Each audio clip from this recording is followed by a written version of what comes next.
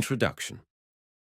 The following stories are concerned mainly with incidents bearing on the career of the first sovereign of the Hawaiian archipelago, Kamehameha the First, worthily distinguished from his successors as Kamehameha the Great, who, born about the year 1736, achieved the unification of the group in 1795 and died in 1819, leaving behind him no one capable of following in his footsteps.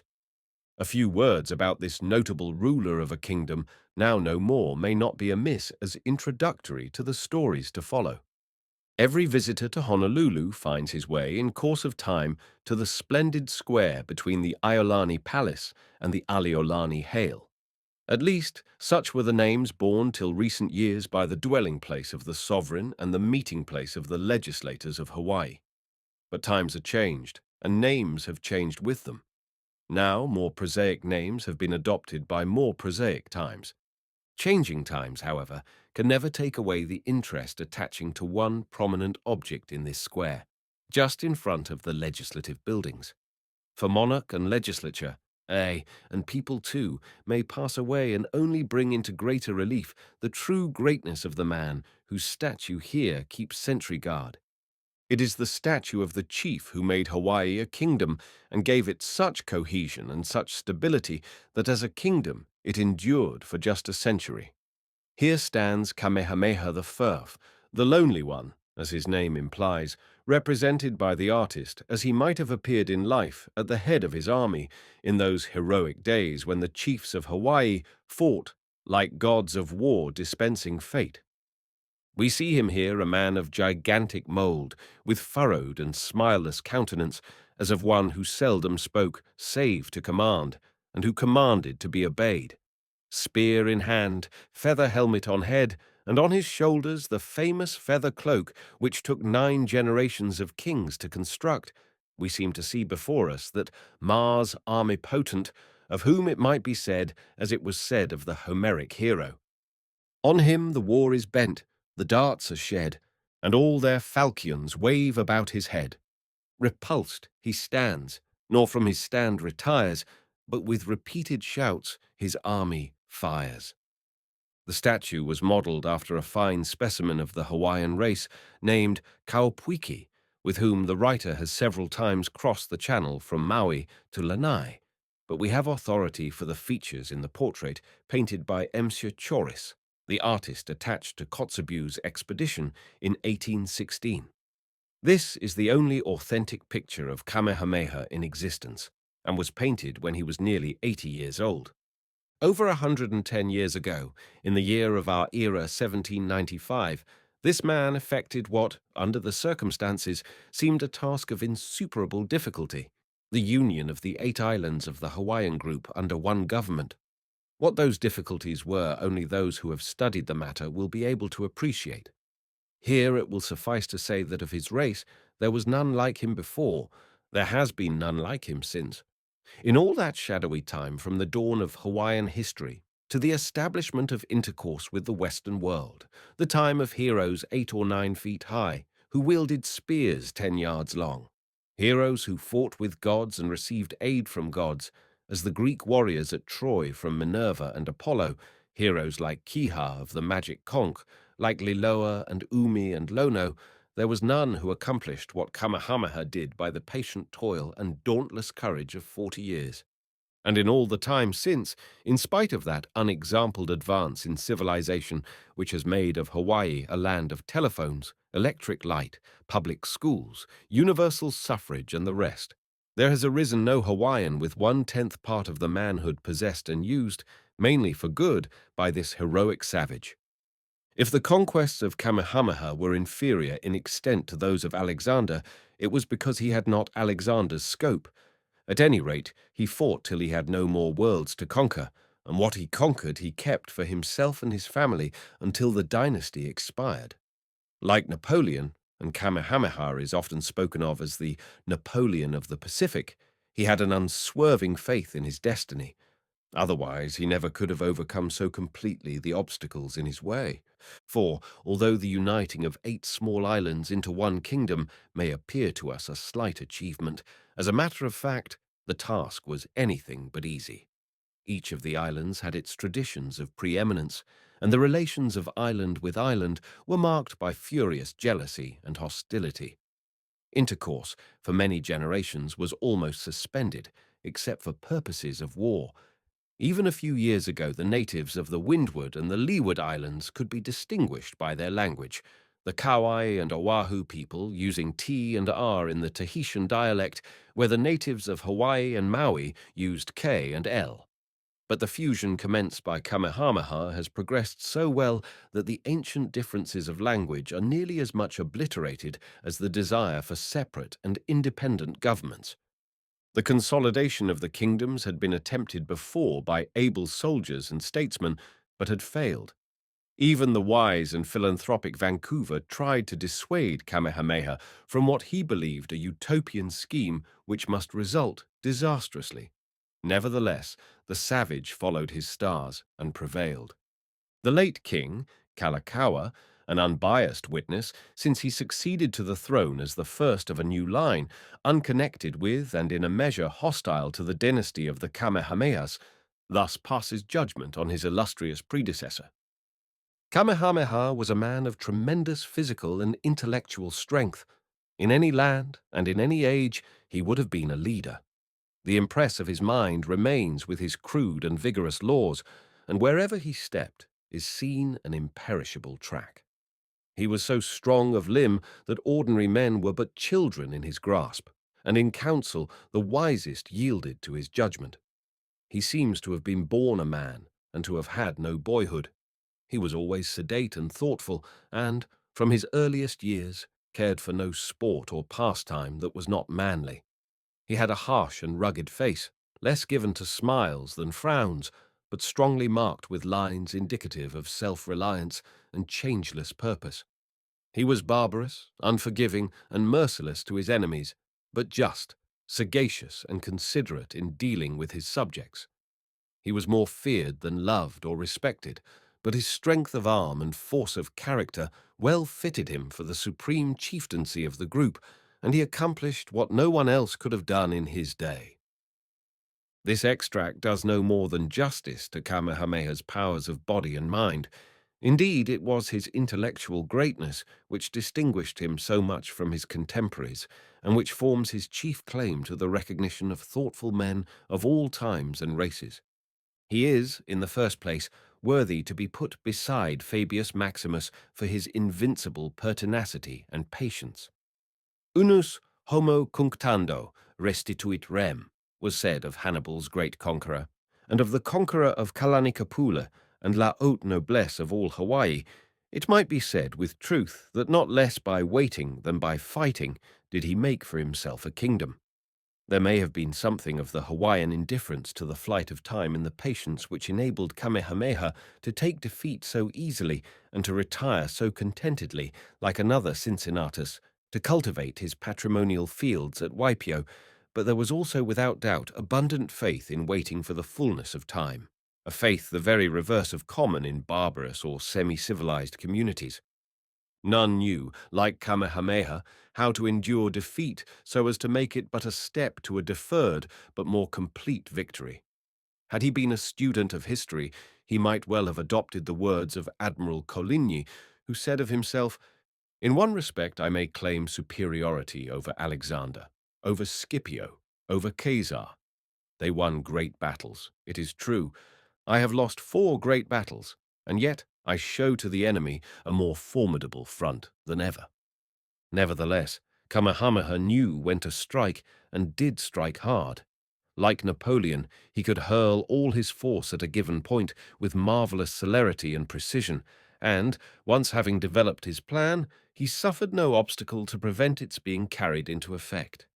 In the third place, he had a singular power of knowing the right instruments to employ in his undertakings. Very many great men ruin the work they take in hand, either by undertaking too much personally, or else by employing inefficient and unsuitable instruments. In either case, the work fails to outlive the worker, even if he be not destined to see the ruin himself. It is sometimes said that such and such a successful ruler had the good fortune to be surrounded by such and such a brilliant galaxy of statesmen. The good fortune is in reality the good sense and insight which lead a ruler to select the fit instruments for his purpose. Kamehameha's throne had for its pillars of support men who might very well have been his rivals, and among all the notable chiefs of the time none was discarded or neglected, save such men as Kayana, whose fickleness made him more of a menace than a mainstay. As it was, few kings ever had an abler council, more conspicuous for courage in battle or for wisdom in the arts of government than that which included men like Kalanamoku, alias William Pitt, Kamiamoku and Kiaomoku, and the Englishmen, Young and Davis. Kamehameha, too, lived long enough after he had crushed out all opposition to his rule to show that he understood the art of consolidating as well as that of establishing a monarchy. For 25 years he governed Hawaii with steadily increasing skill and enlightenment, piloting the new kingdom through every kind of embroilment with the nations represented in the realm. Like William the Conqueror, he purposed to govern with good laws what he had won with a cruel sword, and, if he was over stern to repress, he undoubtedly spared the country much misery which a weaker or more lenient policy might have entailed. Finally, looking at Kamehameha as a man rather than as a ruler, we need not deny him the title of Great. He could be loved as well as feared. He was scrupulously just, even when it came to the condemnation of his own past actions, and perhaps greater than any victory over the rival chiefs was the victory he won over himself when he broke free from the trammels the firewater of the foreigner were fast making for him, and bade his countrymen imitate him and be free. Enough has been suggested in these introductory remarks to make clear that not only to the antiquary, searching amid the ruins of a perishing people for some faded remnants of romance, not only to the historian, seeking here and there in the archives of nations to glean illustrations of some great historical generalization, not only to the lover of the story of war and adventure, but above all to the student of men, as men, the memory of the first monarch of Hawaii ought to be of sufficient interest not to pass into oblivion. For heroism is of no one age and of no one race. It commands the sympathy and respect of all, and it is the writer's hope that these simple sketches may show, in the story of the first Kamehameha, that touch of nature which makes the whole world kin, that quality of manhood which obliterates the distinction between white and black, between east and west, between the man of yesterday and the man of today. For east is east, and west is west, and never the twain shall meet, till earth and sky stand presently at God's great judgment seat. But there is neither east nor west, border nor breed nor birth, when two strong men stand face to face, though they come from the ends of the earth. 1.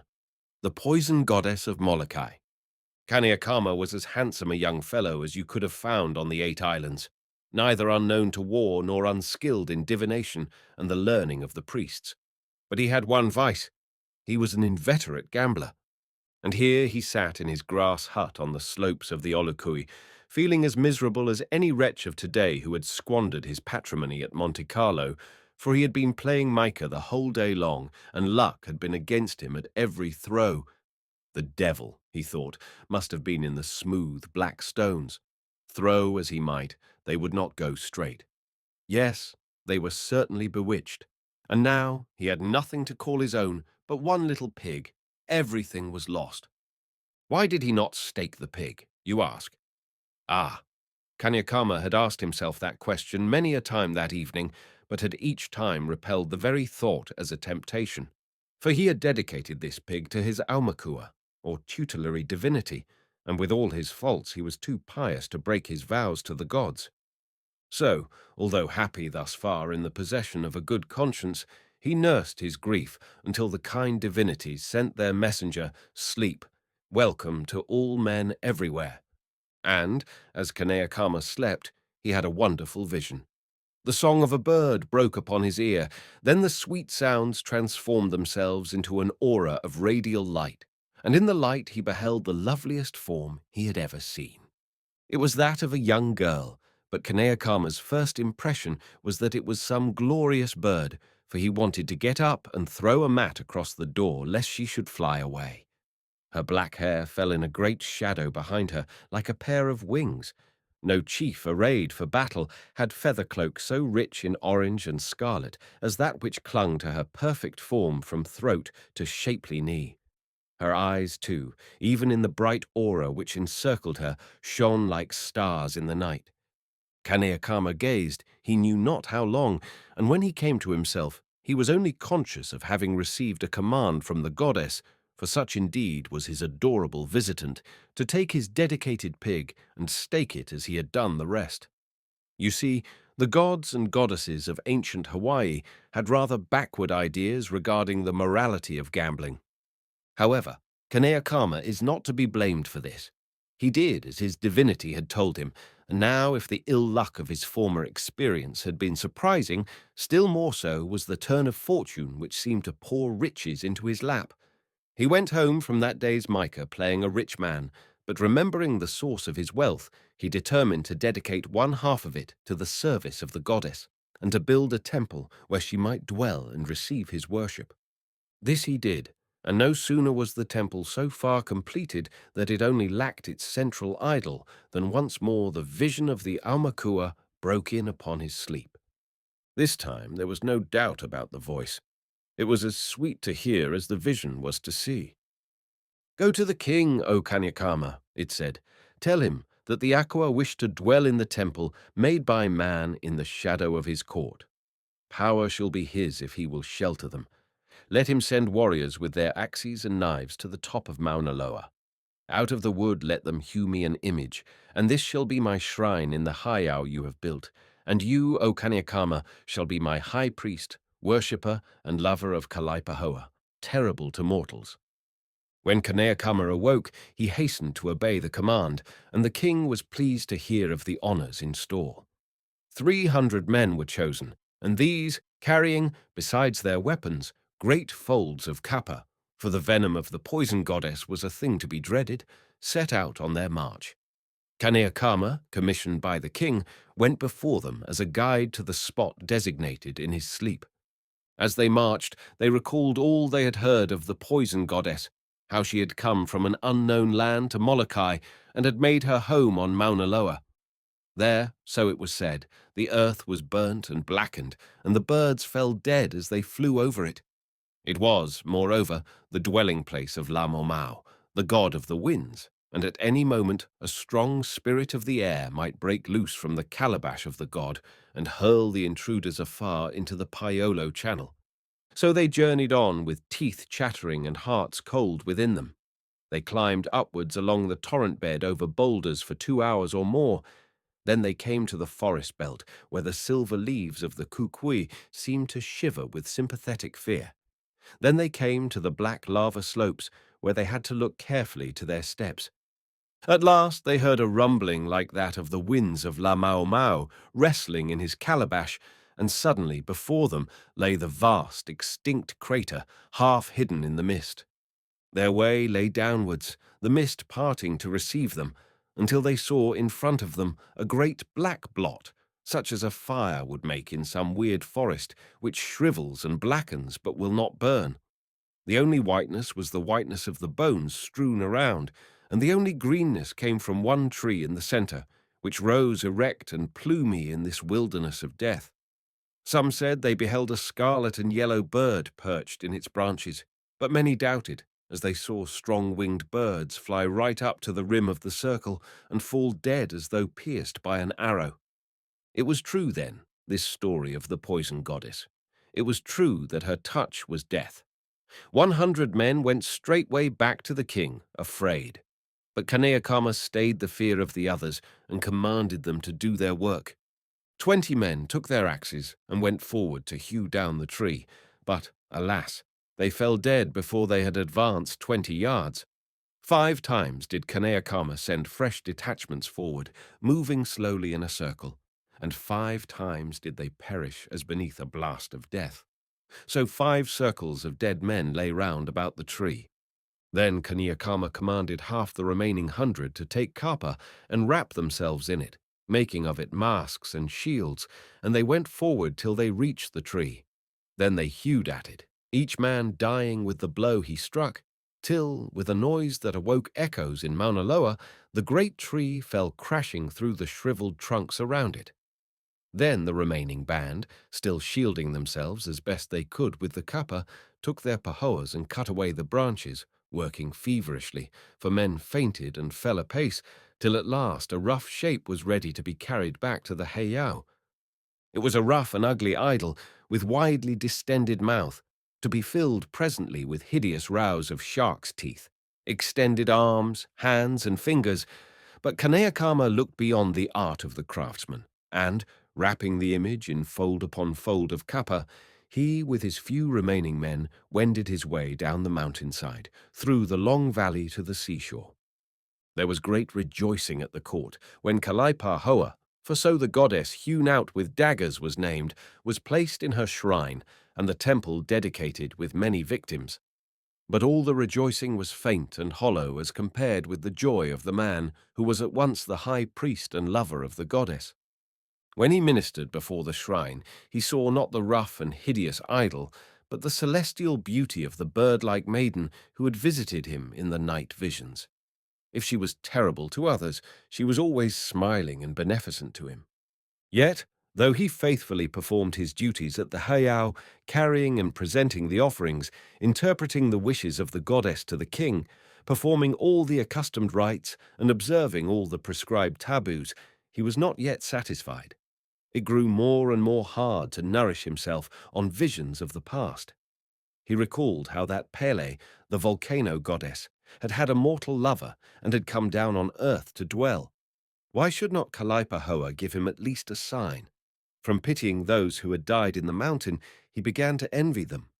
O man of little faith! The sign came. He dreamed and seemed in his dreams in Paliuli, the Elysian land, land of the blue mountain and the water of life, and, as soon as his eyes could bear the light, he saw Kalaipahoa in all her radiance, and around her stood the men who had perished at the shaping of the idol. They bore her calabashes, waved her kahilis, and stood about her as her soldiers and her slaves. But after one swift glance around him, Kaneakama saw only Kalaipahoa, and she, so he believed, saw only him. "O Kalaipahoa," he cried, "why am I worse off than the serfs who died in Mauna Loa? They stand in thy presence and see thy face, while I toil in thy service and have no reward." Kalaipahoa's face lightened with a smile. "Foolish mortal," she cried, "did you not see that my court is incomplete, wanting its greatest? The great chiefs have their companions in death, but you have your household gone before you. However, you shall have your reward tonight." Then she bade him bring the puhenehene board and play. He played, but alas, such was his confusion that he lost every game, and such his preoccupation that he was not even sorry to find himself once again a pauper. At last he had nothing left to lose, and knew not what to do. "Stake yourself!" cried a sweet voice. No sooner said than done. Once more the stones were thrown. Once more Kaneakama lost, and the vision vanished, the goddess with a smile still upon her face. "Ah, well," said Kaneakama, "I am the lover of the goddess. I will die. Let me prepare an offering for her. I will place bananas in her hands, and will share her feast. It may be she will bid me come sit at her feet." He prepared his offering, and dared to take of the food presented to the goddess. The banana he ate must have received from the hands of the goddess the gift of death, for when the temple slaves came next morning to the heiau, there, before the shrine of wickerwork, lay the lover of the goddess, dead, and, by the look of his eyes, he had died neither unwillingly nor afraid. It was this image of Kalaipahoa's that Kamehameha long begged in vain from Kahekili. It came to him after the death of the savage old Maui chief, and he kept it always near him. It was a useful idol to him, for a single chip placed in the food of an obnoxious person would send him to the shades in less than 24 hours. Kamehameha, by his will, had the image divided among some of his chiefs, but the good Queen Kahumanu collected all the chips she could lay her hands on and burned them. It is said, however, 1 or 2 fragments are still in existence. Perhaps the visitor to Honolulu may find them in the Kamehameha Museum, but let us hope their virulent properties may never be put to the test. Dusra, the story of the Kihapu. Of this small horn, one feeble blast would fearful odds against thee cast. The Lady of the Lake. The minstrels of the olden world were wont to sing of the marvels of Oliphant, the magic horn of Roland, which that glorious paladin had won in battle from the giant Jatmund. All nature trembled at its blast, the fowls of the air fell dead, the trees shivered, and the hearts of the Saracens failed them for fear, even though the sound came from 30 miles away. The counterpart of this famous horn is, we believe, still to be seen among the relics of the old savage world of Hawaii, preserved in the museum at Honolulu. Let the visitor not fail to ask for a sight of the kihapu, the famous war trumpet, or magic conch of Kiha. It is a huge nautilus shell of a species exceedingly rare in the island group, adorned, one can scarcely say beautified, with the inlaid teeth of conquered chieftains whose death cry was once drowned by that strident blast. Whenever the trumpet is blown, such at least is the popular belief, the groans and cries of these old warriors are heard on the wind. Far back in the generations of old, in the 12th century of our era, this wonder-working shell was brought from the distant isles of Samoa, but its historical career in Hawaii does not commence till the reign of the mighty warrior Kiha, who ruled the land for 40 years midway in the 15th century. Since then, in what innumerable battles has it played its part? Kamehameha prized it as he prized Kalaipahoa, the poison goddess, Kaili, the war god, or even as he prized the fire-vomiting guns of the white men. The unique qualities of the kihapu caused its possession to be eagerly coveted by the rival chiefs.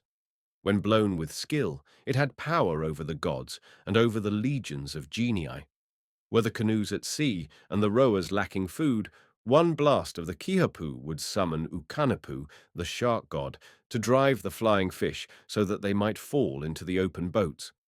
Were it necessary to replenish the water calabashes, then the trumpet could call upon Kuluyao, the goddess of rain, and the oarsmen would have scarce time to arrange the vessels ere the rain came down from the clouds in torrents. Was it wind that was wanted, lo?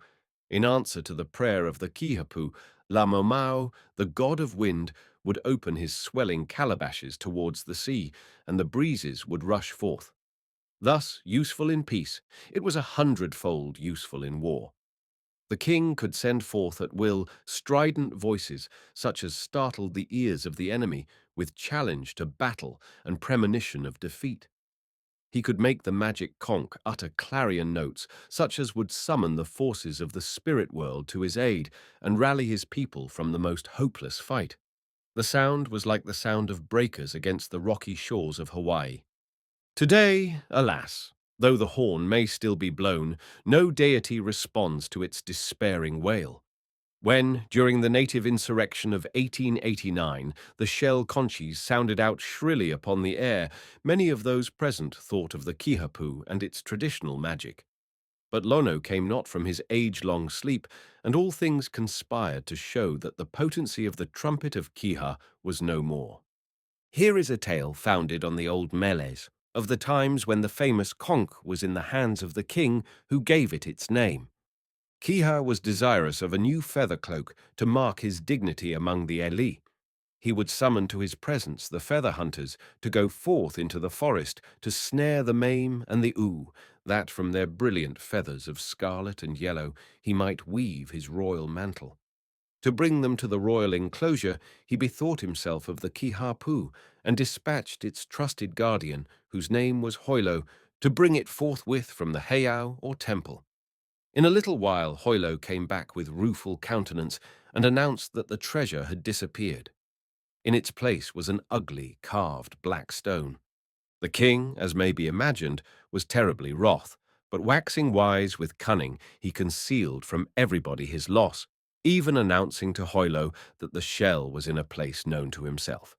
But, as soon as he dared, he hastened to the heiau, and there made a confidant of the high priest, with whom he consulted as to the fate of the kihapu. After the due sacrifices, there came a response from the oracle. A voice from the wicker shrine announced that the conch had been stolen by a band of marauders. half human and half demon, who had for some time been prowling about the neighborhood. The king was in despair, but presently a gleam of hope was vouchsafed by the tidings that the lost treasure should be recovered by the king on the day when Kiha ate of the first fruit of the coconut tree to be planted by himself at the next fullness of the moon. In answer to the question as to who should be the instrument of the restoration, only the mysterious reply was given that it would be a being without hands and wearing neither a marlow nor mantle.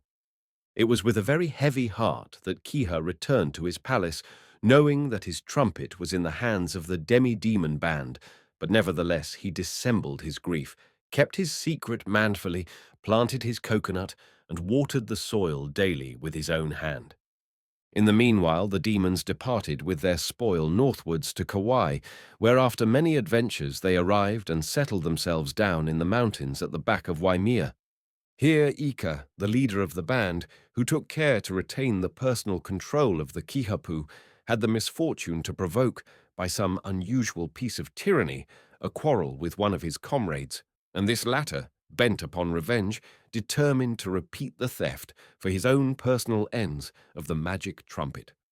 Not willing to run the risk of being its possessor, however, he contented himself with robbing it of its miraculous powers. He found out that this could be effected by placing a crossmark upon its rim, accompanying the operation with incantations and prayers to Lono.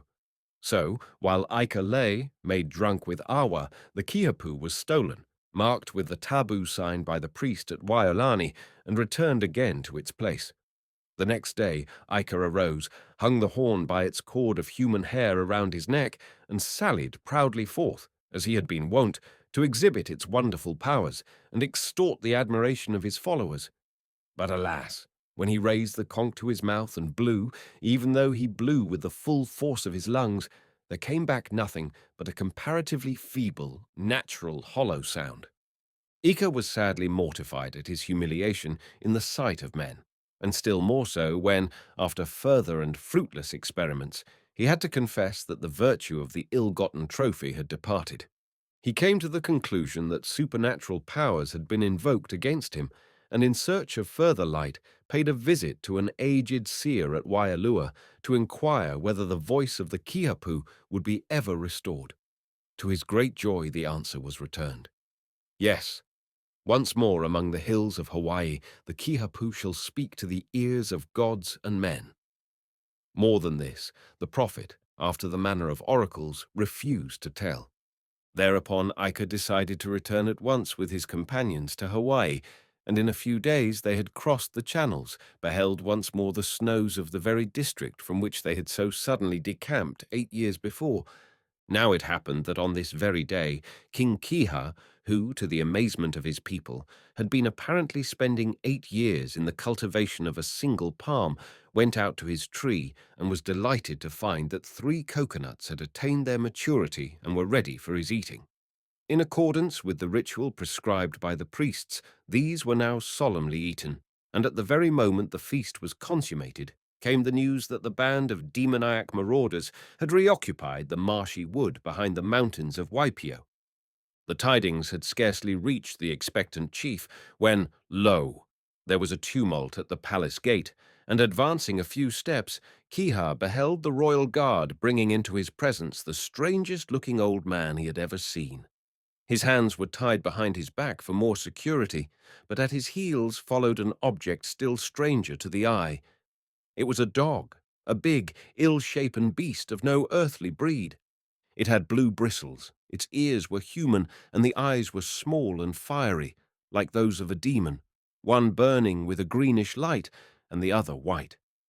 The charge against the man was that of stealing a wa, and it was represented that the dog, in this business, was his accomplice and a marvelously cunning brute. Across the mind of the king, however, there flashed the prediction of the oracle, which he had kept hoarded up in his mind. Surely here in this dog was a being without hands and wearing neither marlow nor mantle. Was not this the instrument of the gods, sent to his aid? Without a moment's delay he had the two, the man and the dog, sent to the heiau at Pakalani, and thence he sent forth the dog to hunt through the mountains the wonder-working conch and recover it from the hands of the thief. There could be no doubt that the strange hound understood his mission, for he leaped through the open door, hurried to the mountains, and, after a long hunt, at length seized and bore away in his teeth the object of Kiha's 8 years' quest. As, however, he was returning down the mountains, for one moment he dropped his spoil, and then there rang out upon the air a sound terrible to hear. For in the fall, a tiny piece of the kihapu, the very piece upon which was scratched the tabu cross of Lono, was broken off, and liberated from silence, the old voice sounded forth as in the years gone by, startling the unaccustomed echoes of the mountains.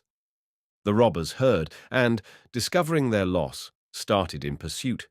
The king heard too, and found it hard to possess his soul in patience till the dog's return. Presently, the door of the temple burst open, and in rushed the green-eyed dog with the kihapu in his mouth. The weird brute dropped it at the king's feet, and then immediately fell dead. His companion, the awa stealer, was inconsolable for his loss, but Kiha awarded to him a royally generous compensation, and then placing the horn to his lips, blew such a blast as the mountains of Hawaii had not heard for many a year. The troops rushed together at the potent summons, and, led at once into the mountains, fell upon the demon band. In a few hours the whole gang was exterminated, with the exception of Ika and 2 or 3 of his comrades, who were reserved for the sacrifices at the heiau to be offered on the rededication of the kihapu. After this, Kiha took more care of his famous trumpet, and regarded it as one of the chief talismans by which the authority of the throne was supported, but the hour stealer, though having no further need of recourse to his old trade, deemed his new fortune no true compensation for the loss of his old friend, the green-eyed dog. Third, the splintered paddle. In the year 1784, there was raging on the island of Hawaii the conflict known as Kawa-awa, or the Bitter War, a name very accurately descriptive of its exasperating and unmerciful character.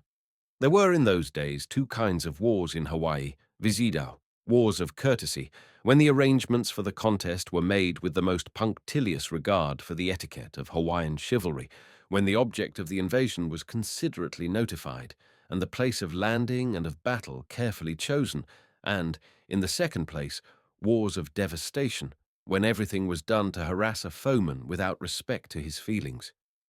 The bitter war, however, outran even this latter in the envenomed nature of the hostility aroused between the contending chiefs. These were, on the one side, Keoa and Keawemauhili, high chiefs who had lately shared the defeat of the ill-fated Kiwaloa in the Battle of Mokuohai, and, on the other side, Kamehameha, whose future destiny had already been revealed to men like Keaumoku, the kingmaker of Hawaii. These 3 waged a kind of triangular contest for the sovereignty of the island, and brought to the struggle animosities which had been intensified by the events following the death of Kalaniopuu and his son. For the moment, however, there was a lull in the campaign. Kamehameha had retired foiled, with his fleet upon Laupahoehoe. Keawemauhili had just lost the help of the mercenaries from Maui, and Keoa was busy collecting his forces.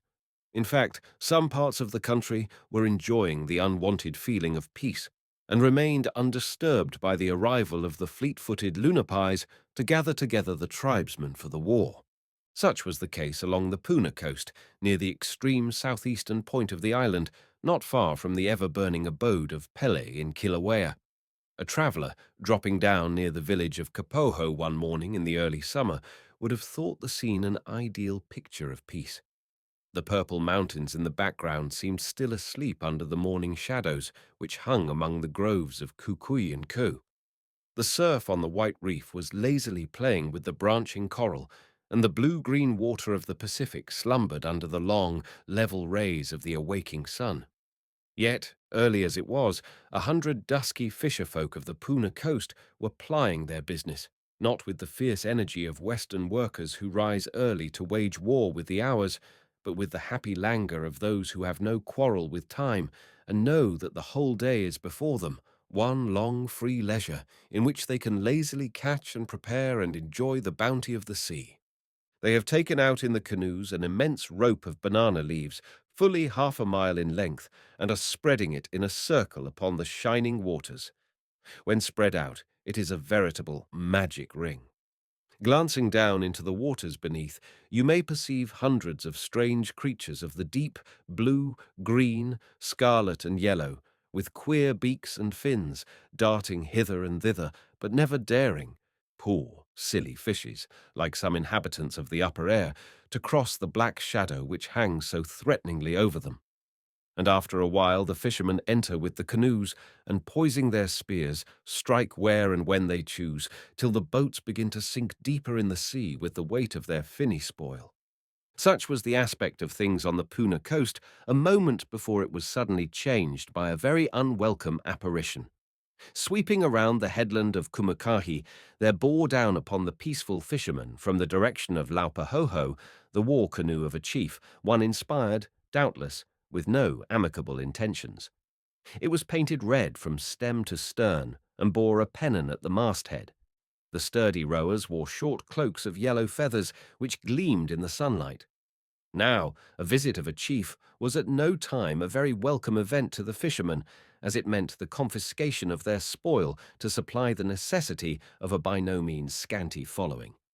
Sometimes they felt inclined to follow the example of the men of Kau and respond to the demands of the chief for fish by hurling enough into the canoes to sink them and their occupants to the bottom of the sea. In this case, however, there was evidently more to be feared than confiscation. And as, when some hungry shark enters the lagoon, where all the children are bathing and surf swimming, there rises the dread cry of Mao, and instantly there follows a Pele scramble to the shore.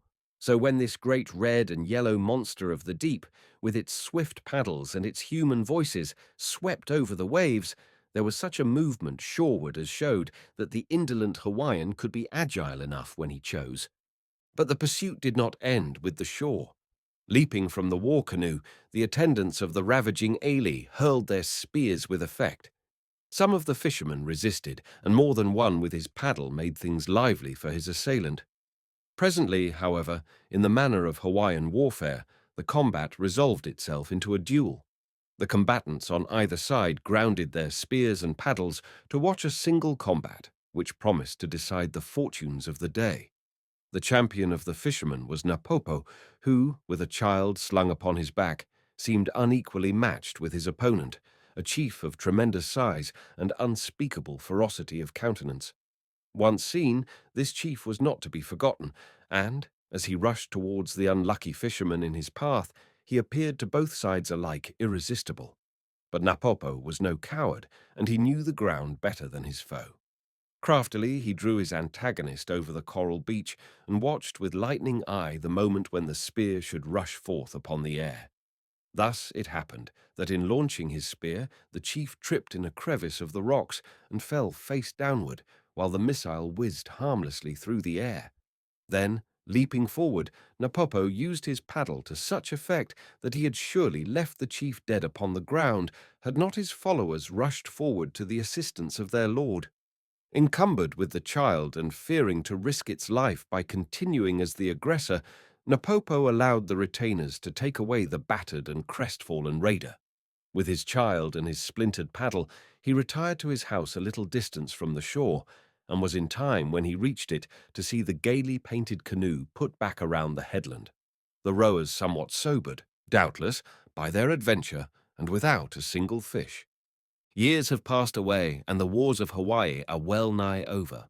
Kamehameha has won the reward of his patience and of his many defeats, and is now overlord of all the 8 islands.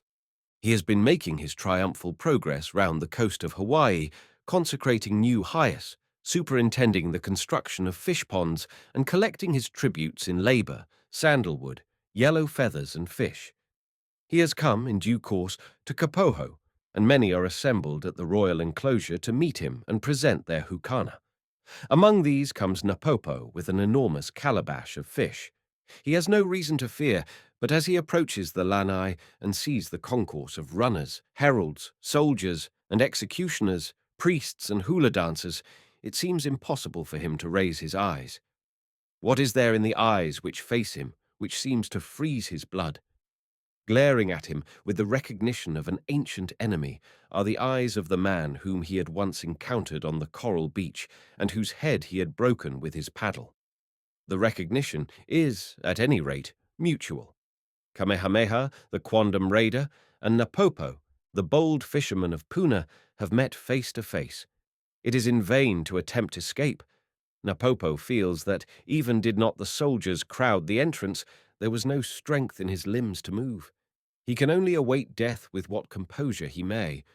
Kamanawa and Kalaimoku and the two white chiefs, Young and Davis, glance at the king for orders, conscious of his emotion, though ignorant of its cause.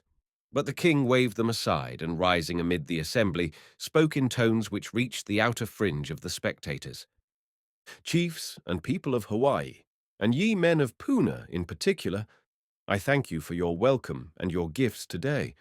Not for the first time, however, have I come among you, and I venture to confess that when I came before, you treated me even better than you have today. For you gave me wisdom, which is better for kings than valor. I came among you in the bitterness of my heart, thinking to revenge the rebellion of Keawamauhili upon his subjects. I swooped down upon you as the shark upon the flying fishes, and had well nigh plundered you of your fish, and burned your houses and slain your men. But this man here before me came against me, not with battle-axe or javelin, but with his fisher's paddle, and therewith stayed the course of the blood-drinking spear, and well nigh ended the battles of Kamehameha. Surely even then were the gods my friends, or I had gone down shamed into the halls of the dead. And now what shall be done with the fellow who lifted up his hand against me? The chiefs looked upon one another, and no one ventured to speak. They knew the grim, sardonic humor of the man, and, in spite of his words, would not have been surprised at some fearful sentence. As for Napopo, the bitterness of death was almost past. Hope had not yet begun to torture him. Then amid the silence of the multitude the king spoke again, almost a smile in his furrowed face. My sentence is that the men of Puna be not required to pay the fish tax except as a gift of love. Well do I deserve to lose the fish. That day, I remember, I felt lucky not to have lost my life. Go, Napopo, and defend the shores of Puna against every doer of a lawless deed. And the child thou didst bear upon thy back, what has become of it? He is here, my lord, said Napopo, scarcely knowing whether or not he was dreaming, as he brought forward a young man, tall and erect and handsome as any warrior in Kamehameha's suite. It is well, said the monarch. He shall be my care and shall be numbered among my bodyguard. May the gods give him a heart as fearless as his sire's. The next day, Kamehameha promulgated the law known as Mamalaho, the law of the splintered paddle, by which it was decreed that any chief who should henceforth engage in a raid upon unarmed and helpless people should be surely put to death. Thus the king proved himself worthy to rule, because strong enough to condemn publicly the errors of his past. Fourth, the slandered priest of Oahu. The chiefs left the council chamber of Kahahana moody and displeased. Such a proposition as they had heard had never before been suggested by a king of Oahu. The wiles of Kahekili, the moi of Maui, they knew. Like a greedy octopus, he was ever stretching out his tentacles to lay hold on everything within reach, and his eyes had for many a long year been on the coastland of Kualoa. But that Kahahana, their own feudal lord, the king who had but recently been installed with extraordinary solemnities and the sacrifice of an unwanted number of victims, the king whom they were expecting to bring back the glorious days of Peleoholani, should propose such a session was far more than weakness. It was imbecility and treason.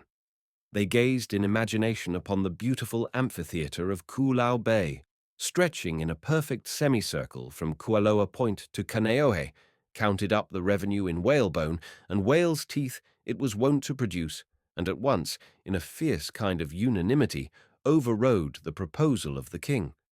They then dispatched, in the name of the whole college of the Ali, a rejoinder to the king of Maui, such as would stir up that terrible old warrior, even from his awa drinking to order forth the lunapies with the chant of war. However, better war than disgrace, they felt, better even defeat, better to prostrate themselves before Kahekili, with the ignominious appeal of the vanquished, e make paha, e ola paha, iluna kealo, ilalo kealo, than tamely to give away the choicest of their lands. Let the country be parcelled out after defeat, and not before. Such had been the patriotic advice of the priest Kaupulupulu, who had long stood near the throne of Oahu, a support to its kings, learned in the traditions of kingship and in the lore of the gods, skilled not only to read the clouds and the auguries, but also to understand the hearts of mortals and of spirits. The white hair which descended over his dusky shoulders covered a brain whose like for experience and sagacity Oahu did not contain from Maena to Makapu. So the chiefs departed to send their message, leaving Kahahana in no enviable mood, reclining on the lanai. Truth to say, he was ashamed of himself, and had made his proposal not over willingly. He had been brought up with Kahekili on the island of Maui, had adventured with him in the wars against Hawaii. Their spears had drunk blood together. Nay, they had become almost one in family ties, for he had taken the half-sister of Kahekili for his bride. Thus, in making himself the tool of Kahekili, the weak and credulous chief had acted without considering the aspects his proposal would present to the rest of the ali. Now, ill at ease, bitter and angry, as well as ashamed, he could only anticipate what would be the wrath of Kahekili and what degree of revenge he would plan. Kahahana was right in one particular, at least. Kahekili, when he received the news, went almost stark mad with anger. His followers whispered one to another that he had become Hehena, and quailed before him, or, if possible, kept themselves afar from the royal enclosure. At length, however, the paroxysm passed, and counsel took the place of passion. There sits Kahekili, a mighty man, yet, in spite of his years, emaciated somewhat through the drinking of awa, but terrible to look on. One side of his body was tattooed almost black, the other retained its natural hue. His eyes were somewhat heavy, yet now and again lustrous with his thoughts. Long had he dreamed of being the possessor of Kualoa. It was his Naboth's vineyard. Here were ivory and whalebone enough to make him rich and envied. He had deemed the fool Kahahana sufficiently his creature and vassal not to gainsay him in such a matter as this. Now, wherefore should he not pronounce the word, and send out the black mica stone to the chiefs for war? But other and craftier counsels prevailed. Why go to the trouble of war if he could break the power of Oahu some easier way? Oahu was strong and formidable in battle array, thanks to the counsel of the priest Kaupulupulu. The issue of conflict on the field was by no means assured while he remained by Kahahana's side. Kaupulupulu removed, the fruit of Oahu would fall from the tree into his hands. Were it not better to proceed craftily? Fortunately, he had in his court the younger brother of Kaupulupulu, whose jealousy of the high priest of Oahu was notorious, and with him, ere the day was done, had Kahekili speech and agreement. The days went by, and Kahahana began to lose his uneasy mind. Kahekili had taken his rebuff much more readily than of wont, and there was no sign of hostile preparation or intent. Only Kaupulupulu persisted in urging the king to beware and remain ready for a visit from Kahekili's flotilla of canoes at any hour of the day or night. One day, nearly 2 weeks from the time the cession of Kualoa had been rejected, he was on his way to the royal lanai to urge a doubling of the coast watch when, greatly to his surprise, as he went in to stand before the king, there went out Nanoa, his brother, who had come with messages from Kahekili. Kaupulupulu liked not the look which Nanoa cast upon him as he passed, but shame withheld him from mistrusting so close a kinsman, and he replied heartily to the other's formal salutation. But when he stood before the king, Kahahana looked blackly on him, and gave him no such greeting as had been customary. Kaupulupulu misdoubted in his heart that some evil was afoot, and presently learned from the king that he was adjudged a traitor to Oahu. Had he not, so the charge ran, conspired to aid Kahekili to the overlordship of Oahu, but for the desire of the Maui king to be true to his old roofmate and kinsman by marriage, the treachery had remained unrevealed. Kaupulupulu remained a while silent, sorrowful, and in bitter anger before the king. "I scorn," he said, "to defend myself with words. I whose deeds ought to speak louder than the calumnies of Kahekili. Yet is he laboring to overcome with guile those whom he fears to meet with the war spear. Beware of Kahekili. But if ye will heed me not, suffer me to depart with my only son to Waianae to till my fields. Time shall be the judge between us. The king, who was scarce prepared as yet to take upon himself the risk of an arrest, did not withhold his permission, and presently Kaupulupalu might have been seen with bowed head, led by the hand of his only son, and followed at a little distance by his amazed retainers, wending his way slowly to Waianae. Hither he arrived just as the rising moon had kindled its beacon on the mountain tops. That very night, in spite of his dejection, he tattooed himself and all his followers upon the knee in token of loyalty to Kahahana. He eha nui no, he nui loa laku aloha, said the faithful slaves as the sharp instrument of fish bones pierced their skin. Great is the pain, but greater still is our love. Soon, I foresee, answered Kaupulupalu, you will tattoo yourselves not for the living, but for the dead. And all the household uttered their loud Awe. And now followed lamentable days for Oahu. The king, distrusted and distrustful, held few parleys with his chiefs. More and more careless grew the guards along the coast. Fewer and fewer the appeals to the gods. In the Hyas, the shrines stood neglected. A few tattered shreds of clothing washed by the rain and bleached by the sun were all that was left of their once gaudy array of idols, while piles of broken calabashes and coconut shells, with rotten wreaths of flowers and putrid masses of meat, formed unsightly heaps in the sacred enclosures. Men's hearts seemed to have gone to sleep, and even the old warriors allowed their spears to rust, and to dream only of the past. Into the midst of this doleful time came the news that Kahekili was preparing to muster his canoes on the beach of Lahaina, but Kahahana, so far from allowing the tidings to reveal to his heart the craft of the Maui chief and his emissary, kept still within his bosom the poisoned shaft and muttered, Kaupulupulu predicted this. Surely the priest is skillful to ensure the fulfillment of his own predictions. So his anger waxed against the aged priest, and he sent canoes with his ilamoku, or executioner, to Waianae.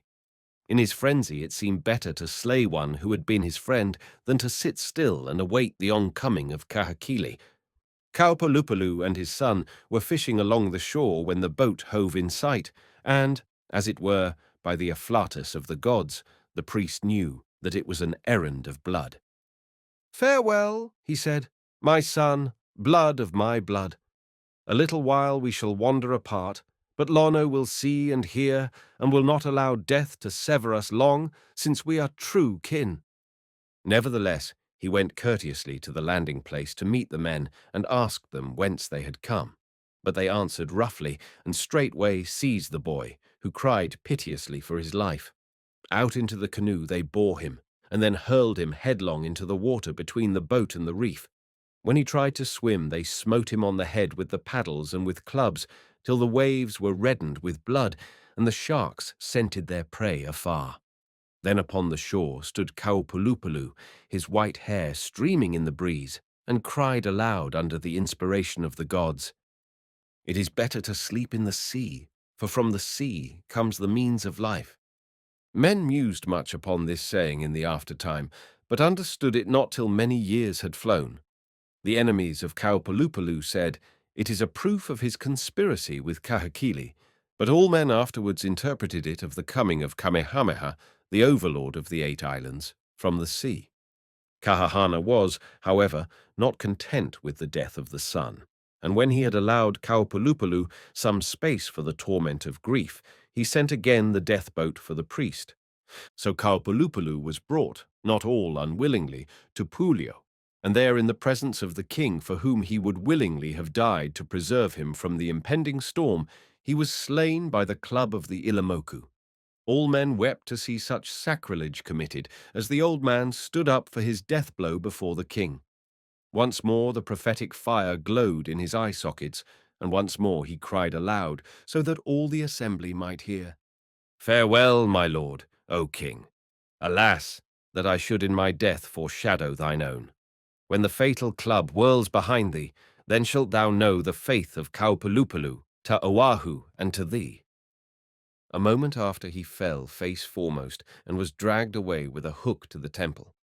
Great is the commotion on the beach of Waikiki. The echoes of Diamond Head are rudely awakened with the shouts of warriors. The forces of Maui have swept over from Lahaina and have effected their landing almost without opposition from Kahahana. The Oahu forces, undisciplined and demoralized, are driven helter-skelter to the valleys, and Kahekili may solace himself ere long with Kualoa and all Kulau to boot. Kahahana fled to the mountains around Iwa, and here for nearly 2 years was hidden, fed and clothed by his compassionate subjects. Then, having learned how lovely it is to rely upon fidelity, such fidelity as he now knew to have been that of his slandered priest, Kaupulupulu, he learned in his turn also how bitter it is to be betrayed. His wife's brother, Kehuamanoha, yielded up the secret of his hiding place to Kahekili, and he was dragged by the order of the conqueror from Ewa to Waikiki to stand in the presence of his crafty antagonist. Thus, in all points, Nemesis overtook him, and when he died a sacrifice to the gods at Waikiki, he cried out for the vengeful deities to wash out in his blood the wretchedness of his unfaithfulness and allow him to meet the manes of Kaupalupulu in peace. But a man's folly, so far as its consequences are concerned, does not end with repentance, and heavily did Kahekili lay his yoke upon Oahu. Men, women, and children were butchered, the streams were piled high with the dead, and ran scarlet to the sea, and one of the Maui chiefs built a house at Lapakea with the bones of the slain. Aindam Keala. The man-eating Mu was in the street. This accounted for the silence in the village. No one was in sight when the two chiefs, Kakawa and Kapahala, met. "Ha, Kakawa, hearest thou the news? Kahekili is dead. Awe, dark the day of Maui. There will be pickings for crows, now the eagle is gone. Methinks the lonely one in Kohala will soon be looking this way again." "Aye," said not Kahekili to him. "When the black kappa covers me, then shalt thou be the mica stone sweeping from Hawaii to Nihau." What say Kaio and Kalanikapule? Nay, I know not. When I left the royal enclosure, they were wailing and knocking out their teeth, and between whiles they discussed the disposal of Kahekili's bones. Ah, Kalani had best grind them to powder and mix them with poi for the eating of the chiefs. They will need all the strength of Kahekili's heart to stand up against the lord of Halawa. "Yea," said a newcomer, "and methinks, Kakawa, you need to eat his liver, for I hear the man-eating Mu is in the street, seeking some victim to please the gods and the dead chief therewith. The Mu, who is, you may know, none other than Ahi, the priest, has a special love for you, Kakawa. Is it not so? Aloha. I go a-fishing." Kakawa turned white under his dusky skin and apparently concluded to go fishing too, for when an hour later the priest Ahi came to make a call of honor, having destined Kakawa for the sacrifice which was to appease the manes of the dead king, the intended victim was not to be found, nor was his canoe. This looked bad, for the surf was thundering upon the reef as though the shark god himself had come to attend the obsequies of Kahekili, and La Mau Mau in his train, a big leak in his calabash, from whence poured forth angry gusts of wind along the shore. Meanwhile, Ahi, acting the part of that unpopular functionary, the Mu'ai Kanaka, was parading the empty streets with horrible yells and contortions of the body. In one hand he held a club with which to fell his victim from behind, in the other a hook with which to drag the body to the heiau. He was very angry, for he had calculated by this time to have had the hook in the flesh of Kakawa, against whom he bore a special grudge. The history, as is so often the case, concerned a maiden. "Sweet Keala, ill was it for thy peace that thou wast beautiful as the lihua, which is wooed by the olokele in the morning sun, and ill was it for Ahi and Kakawa that they, the one or the other, agreed not to give thee up and seek another maiden, whereof there were many in the 8 islands. Ahi was a priest and cruel, and Keala loved him not, loved neither himself nor his vocation, But Kakawa she loved because he was a warrior, straight as a palm tree and smiling as the dawn. This was not pleasant knowledge to Ahi, and he had loved the idea of personating the man-eating Mu because he might thereby rid himself of his rival, and Kakawa away. Why, surely Kiala would love him.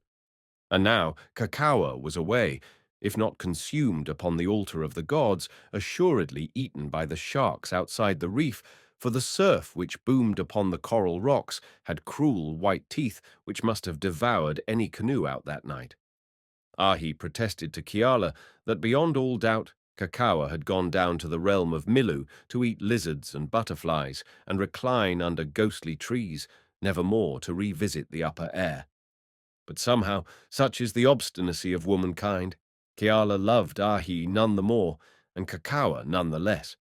Moreover, she told the priest to his face she would rather be the bride of the sharks than share his loathsome couch. In his heart, however, Ahi was by no means so sure of the death of Kakawa, and oftentimes at night he would build a fireplace on the hearth of his hut, plant kappa sticks at the corners, and make a fire by rubbing the firestick, aulima, on a twig of acacia and endeavor to send out his soul through the smoke to discover the whereabouts of the man whom he feared absent even more than present. But his visions for many nights were vague, rolling seas, surf-beaten shores, groves of palms, slopes of lava, concourses of men, troops preparing for battle, but no Kakawa. Each night his soul came back to his body fruitlessly wearied. His disappointment he revenged upon the girl whom he hoped to win. Day by day he persecuted her with his advances, and day by day she repelled him with the bitterest scorn. All the power of the gods he denounced against her faithful obstinacy, but Kiala refused to believe that the Akua were hostile to human constancy and bore the revilings of the priest in patience. But it was hard to live in the Hawaii of olden time, the enemy of the priests. The high chief Hua had ventured to oppose them, and of him it was said in Proverbs, "Rattling are the bones of Hua in the sun."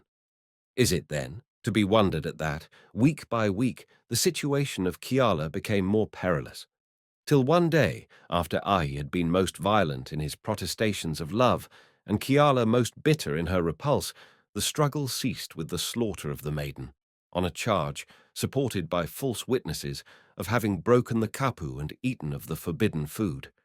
Like a meek lamb, and amid the tears of the people, Kiala was slain before the altar of the heiau, but with her dying voice she appealed to the only goddess whose power she knew, Pele, the mistress of the great volcano whose lava floods ravaged the coasts of Hawaii.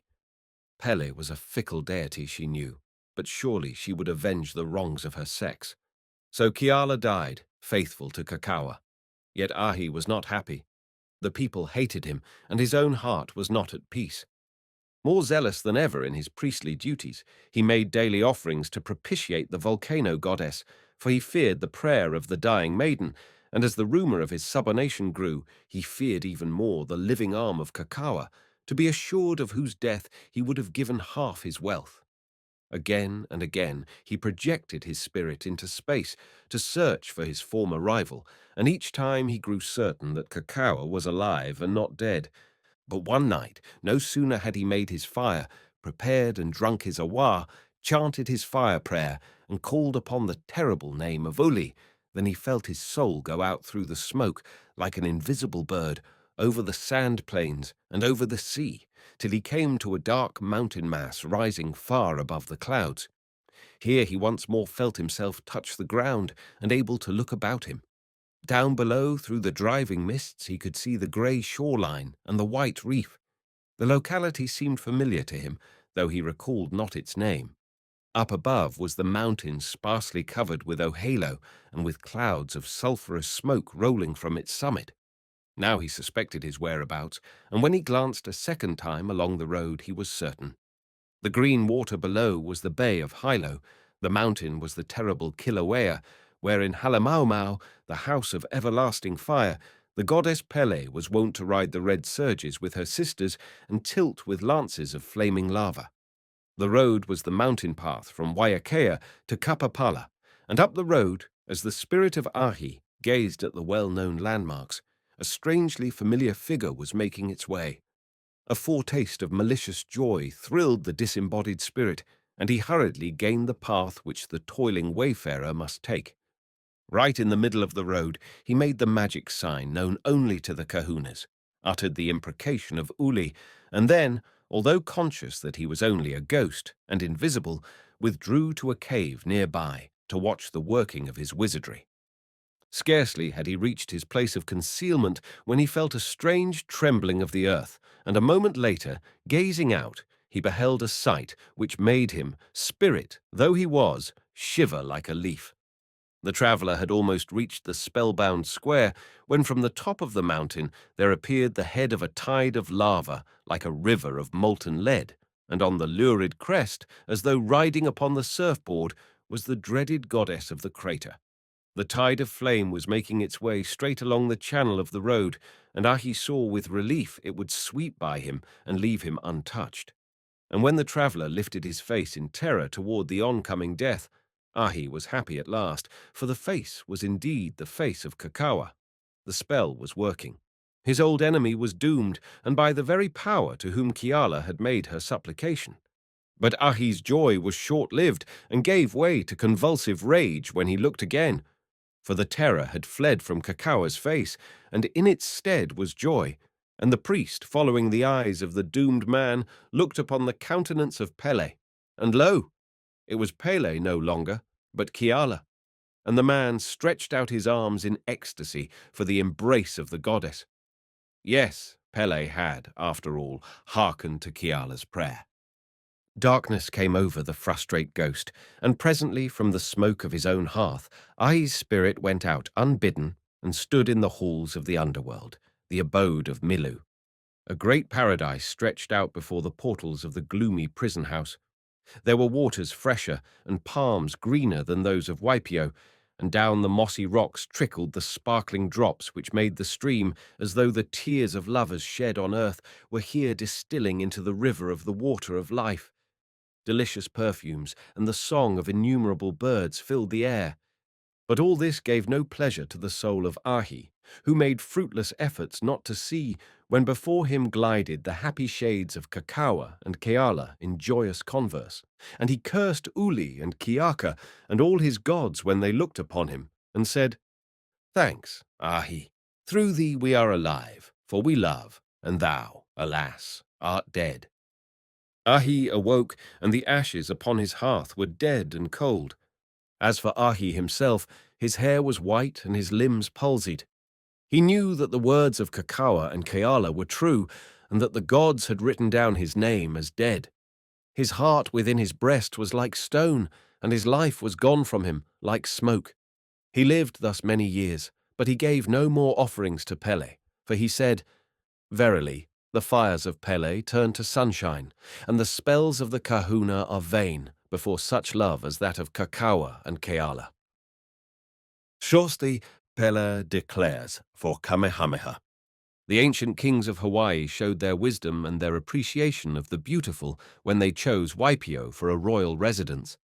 There was no other spot in the 8 islands so blessed by nature, prodigal as she was of her gifts from Niihau to Hawaii.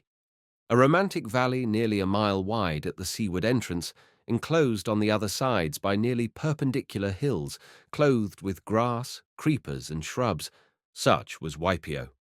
Winding paths led upwards amid the jutting rocks and thread-like cascades, descending almost at one leap, forming the stream below which flowed deviously among the sandhills to the sea.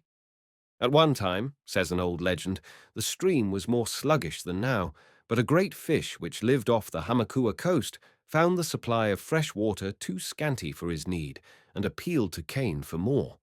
In consequence, fresh springs were created, the bed of the river tilted up, and the requisite increase of water obligingly supplied. The great fish is there no longer, but, if so disposed, you may still see the finger marks of Cain on the huge stones which he hurled into the river to raise its bed. 118 years ago, Waipio was still the loveliest spot in the paradise of the Pacific. Here the palms were tallest, the foliage greenest, the blossoms brightest, the water coolest, and in recognition of this fact, many were the folk who here made their abode. Along the foot of the mountains and extending up the valley as far as the eye could reach were little groups of grass huts, looking almost as natural as the trees and mountains. Nearer the sea was part of the patrimony of Kamehameha, and many were the evidences of the labors in which the great chief, like a modern Cincinnatus, had indulged in the intervals of fighting his many foes. Here were the fish ponds, here the taro patches, here even attempts at the construction of an aqueduct, attempts rendered, however, futile by the lack of adequate tools. At the time of which we speak, Kamehameha was at home, but nevertheless not bent upon peaceful pursuits. This was at once evident from a glance at the coral beach. Gigantic war canoes painted and pennoned lay along the sand mile after mile. A great double pirogue containing mounted cannon and chests of firearms was evidently the king's own special craft. There were, however, several more or less seaworthy schooners of American build in the royal fleet. In these Kamehameha and his army had come hurriedly back from Molokai, whither he had gone after his great victory in Maui. The battle in the Iao Valley, known as the Damming of the Waters, had rendered him, for the time being, master of Maui, and, after sending one ambassador to Kauai to look out a powerful wizard and another to Oahu to interview Kahekili, he had gone himself to Molokai to secure influence over the High Chiefess Kalola, her daughter Liliha, and her granddaughter Keopuolani. With these on his side or under his protection, Kamehameha knew he could appeal with every hope of success to the aristocratic instincts of the people. But suddenly, almost from the blue sky, a thunderbolt had fallen into the midst of his plans. A messenger landed one morning with the news that Kewa in Hawaii had attacked and slain Keawemauhili in a battle near Hilo, had overrun and annexed his dominions in Puna and Kau, and had forthwith invaded the territories of Kamehameha in Hamakua, Waipio, and Waimea, destroying fish ponds and potato fields and committing all kinds of barbarities. Such news was an imperative summons to Kamehameha to return at once to Hawaii, and this he had done with his usual celerity. Kewa, taken by surprise, retreated to Pauhau in Hamakua and there awaited attack. 2 bloody battles were fought, but neither side gained much advantage, and, while Kewa fell back on Hilo, Kamehameha withdrew to Waipio, where we now behold him in November 1790, getting ready for the final struggle. Little groups of chiefs and warriors are sitting on the beach, polishing their weapons and talking of the prospects of the campaign. "Kamehameha has been playing with Kewa so far," said an old grizzled warrior, scarred with the wounds of 20 battles. "When he begins to fight real battles, he will win." "He has the favor of the gods," said another. "He should soon make an end of rebellion." "Aye," added a third, "what chief in Hawaii aforetime has been at once the guardian of Kaili, the war god, and the possessor of Kalaipahoa, the poison goddess." "And," said Kamanawa, "the owner of the magic conch, Kihapu." "And has had the help of the white men," interposed Kayana, proud of his friendship with the Haole captains, with whom he made a visit to China. "See what havoc the red-mouthed guns made in Kepaniwai." "Yea," resumed Keaumoku, "the lonely one must succeed. Years ago, when I withdrew from the battlefield, because I knew no leader whose battle shout stirred my blood, the old prophet Keaulumoku came across the hills from Lahaina to my dwelling and chanted me the events which were to come. That was years ago, but I wait in patience." "One thing Kamehameha lacks," said a chief who had hitherto remained silent, and as he spake the others lifted their faces in expectant surprise. "One thing the Lord of Kohala lacks. Marked you not the other night how while we slept there came a tremor of the earth which waked us all and brought cold blood to our hearts? If that same goddess, who thus changed sleep into fear, would come to the help of our chief, Kewa would not long remain in the upper air. Pele is stronger than the white man's fire-breathing guns. But behold, yonder comes the Lunapai, and with him a goodly number of recruits for the war. Let us go and hear his news." As though the speaker's thought were the thought of the whole camp, there was a simultaneous movement towards the lanai, whither the messenger had directed his steps. The excitement grew when it was seen that the Lunapai had news. He had gone well nigh round the island, 300 miles in 9 days, and had met with signal success. There had been no need of the Uluku to slit the ears of the recruits and drag them reluctant to the war. Goodly young men had joined him at every village, and Kamehameha's ranks were swelled by a daily increasing army of those who had heard of his exploits in Maui and how he had at last avenged the slaughter on the sandhills 15 years before. But the man had evidently something else to relate besides his success as a lunapai, and refusing to eat or drink until he told his tale, he only waited until Kamehameha, who had just come in from fishing, had taken his place on a couch of pulu, and then began, "O king, verily a mightier lunapai than Pakahala has gone through the island. Hearken, chiefs, and fear the gods. Hearken, warriors, and follow your lord, the beloved of heaven, to sure and happy victory." The chiefs and spearmen gathered round at once, and a great silence was made. Then the orator resumed. Keoa assembled his warriors and set out for Kau. They marched, a great host lusting for the noise of battle, along the road which leads by the abode of Pele, the death-dealing Kilauea. Heedless of the power of the goddess, they rolled stones into the crater, unmindful of the sacrilege. But Pele was not pleased with their amusement, neither liked she to receive rocks instead of oilo berries. And when the men slept, she awakened in her anger, and threw out the stones they had thrown in, with flame and cinders, to a great distance.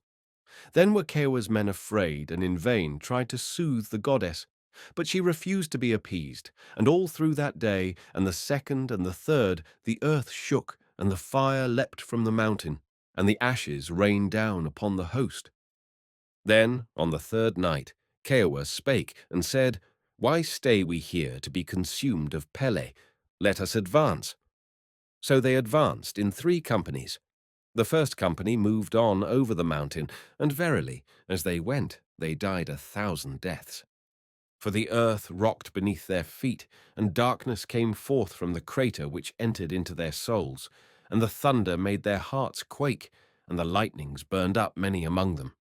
From the pit beside them the fire glared red and blue and yellow, as though all the sisters and cousins of Pele were holding revel and mocking their victims. Scarce could they breathe, but they hastened on and gained at last the free air. After these marched the second company, and a little later the third. These felt the earthquake and the showers of sand, but lost no men in the darkness and storm.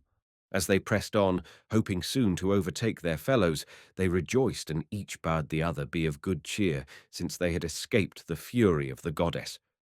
But ere they had gone 100 paces further, they saw a sight which moved their hearts with such a fear as comes to man but once in life. What was that crowd of warriors doing yonder, sitting silent on the earth? Were they asleep or turned to stone? There was the whole central band of the army, silent and still. Some sat upright, some were lying down, some even yet embracing their wives and children, some joining noses as taking leave one of another. And all was ghastly and still. Every heart was chilled with the cold shadow of death. Nevertheless, scarce could they believe the truth until they approached and touched and shook them. Then they knew that suddenly, as in a moment, the third part of Keoa's army had been breathed upon by Pele, and the life had fled from them like vapor before the fire. But one living thing was there. It was a hog rooting among the trees, and the men were afraid, believing it to be Kamapua, the man-pig, spouse of the goddess. So they did not dare to stay to raise the wail of mourners. They hurried on, and, after much time, reached the band which first crossed the mountain. From these, O king, I heard the story, and thither I am come to proclaim that the queen of Halemaumau has declared herself on our part. Verily, Pele has accepted thee for a son, and will bring thee to the lordship of Hawaii. The concourse scarce awaited the orator's peroration. A mighty shout arose from the host, and with one voice they cried, "E Kamehameha, praise we the goddess of fire, gracious to us and to our lord." Kamehameha arose. He had thrown his cloak over his shoulders, donned his feather helmet, and grasped his terrible spear. Head and shoulders, he appeared above every man in the assembly, and as he spake his form seemed to swell and his voice increase in power, as though the afflatus of the gods possessed him. Then he cried, and men in the canoes far out to sea heard his voice, "Great is the favor of Pele. Now, chiefs and warriors of Hawaii, the time is come. On with the building of the great heiau. On with Pukahola. Make the altar ready for the body of the victim, even for Kewa. A few more days, and Keliamaikai shall present Kylie the blood for which he thirsts. Kewa's death day draws nigh, and the day of victory. Praise to Pele, dwelling in the vaults of eternal fire, the friend and guardian of Kamehameha, your king. 7th, the city of refuge, a tale of Oahu. All day long the noise of battle rolled. But it was night now, and there was silence on the battlefield. As the moon rose, its long shafts of light quivered across the lagoons, which stretched between Moanalua and Waianae, and silvered the coral beach of Ewa, so that the dark heaps of corpses stood out with weird distinctness. The treachery of Kalanikapule had been crowned with success, a success which in the aftertimes proved ruinous enough, since the folly of Kahekili's heirs was preparing the way for the supremacy of Kamehameha, and Kaio was dead. The brave invader from Maui had accepted war with a light heart, since it brought him immunity from the plottings of his chiefs, and might even have repelled the wanton attack of his brother, had it not been for the guns and ships of the white man. But, as it was, he found himself in a trap. Better to die in battle, he said, many will be the companions in death, and so fought to the last and died. Yes, indeed. Many had been the companions in death, not only among the yellow-cloaked Ailys who had hurled their spears in vain against the red-mouthed guns, but even among the women, who, following at first to supply the warriors with food and drink from their calabashes, stood at last, side by side, with their husbands to aid them, and fell across their corpses. It was thus that Liliha had stood by and fallen with her husband Kahulu, but, in the moonlight, who was to distinguish hero from hero? Their souls had gone down into the dark halls of Milu. Their bodies were objects of attention to the foul night-birds, which flapped their dusky wings with joy, and scarce had leisure to break the silence with a scream as they gorged themselves on the red fruit of fraternal discord.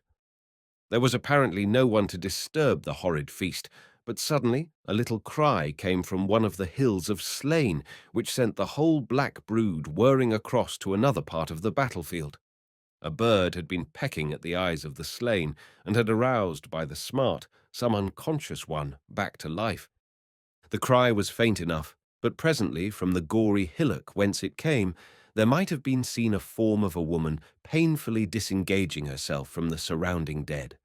One corpse she sought, but could not find, or she had been content to clasp it and send forth her soul to seek its soul in the nether world. So with a little cry, which might have been the expression of disappointment or of hope, Liliha, daughter of the high priest of Kauai and wife of Kaulu, for so you might have recognized her as the travelling lamp of night sent its cold rays across her beautiful face, slipped with a shudder from her gruesome bedfellows, and laboriously sought the shore. The little waves were sleepily plashing on the coral beach, toying with the dripping branches and blossoms of the overhanging hau. Here was an invitation, if not to life, at least to death, which latter Liliha felt was almost, if not quite, as good. But when the water flowed around her limbs, she felt suddenly strong and instinctively swam out into the silver waters of the lagoon. The waves bathed her wounds and cooled her fevered brow, and there seemed above her the spirit wings of hope, whom even Hawaiian mythology recognized and worshipped.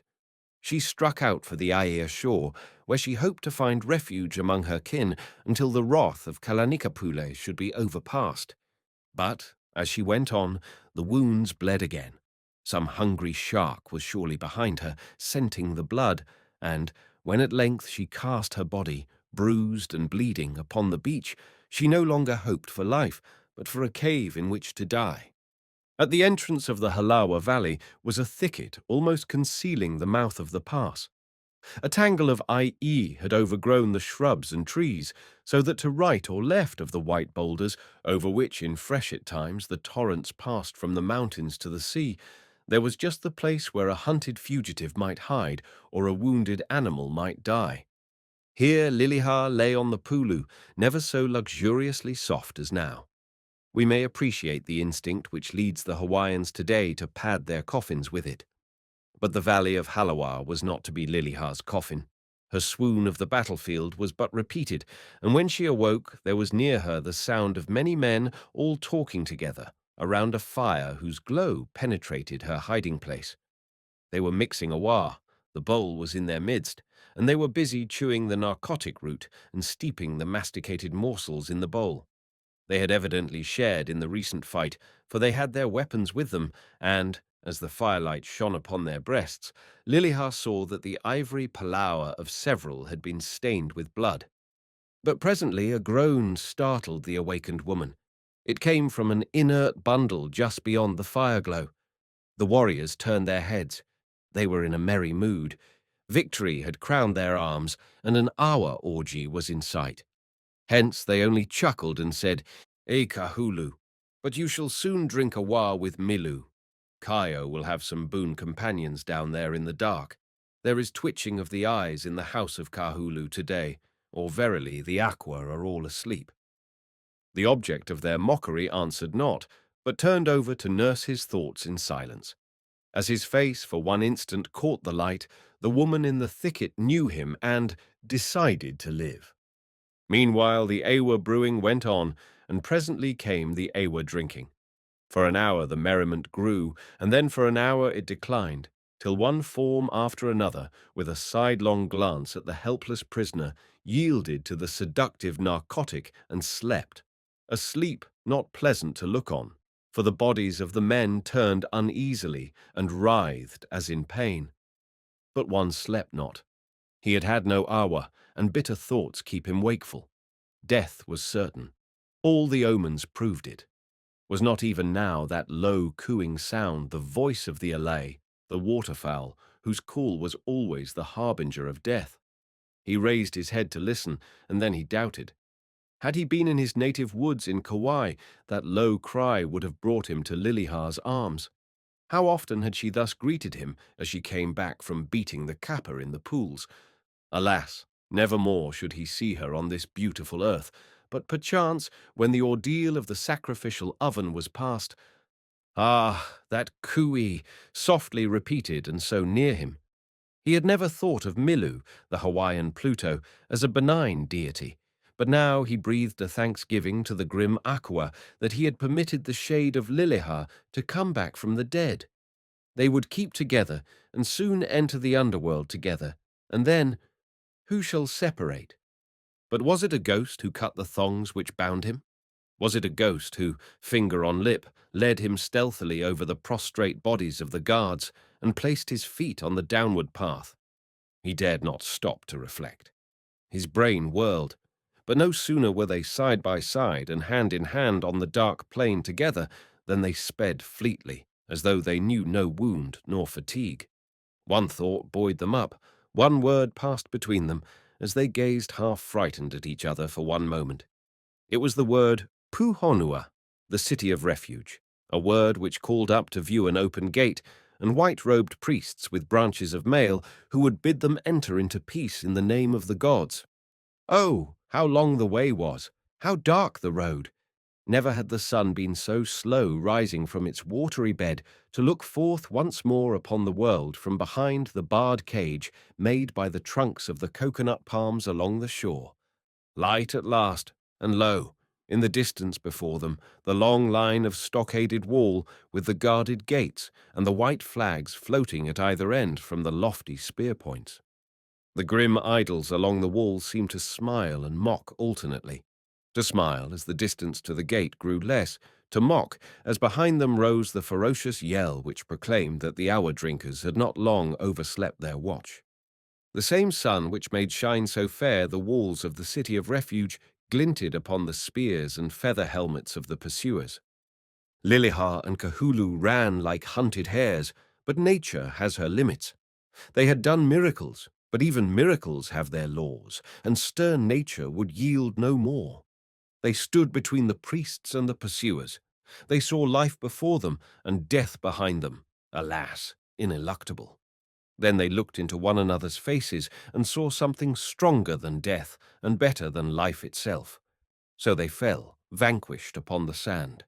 But as Kahulu fell, he knew a dear, pale face, no ghost, a face scarred with wounds, looking at him with radiant, star-like eyes, and was content. A company stood before the victorious Kalanikapule. The chief was reclining upon a heap of ferns with a crowd of runners, diviners, priests, hula dancers, and kahili bearers around him.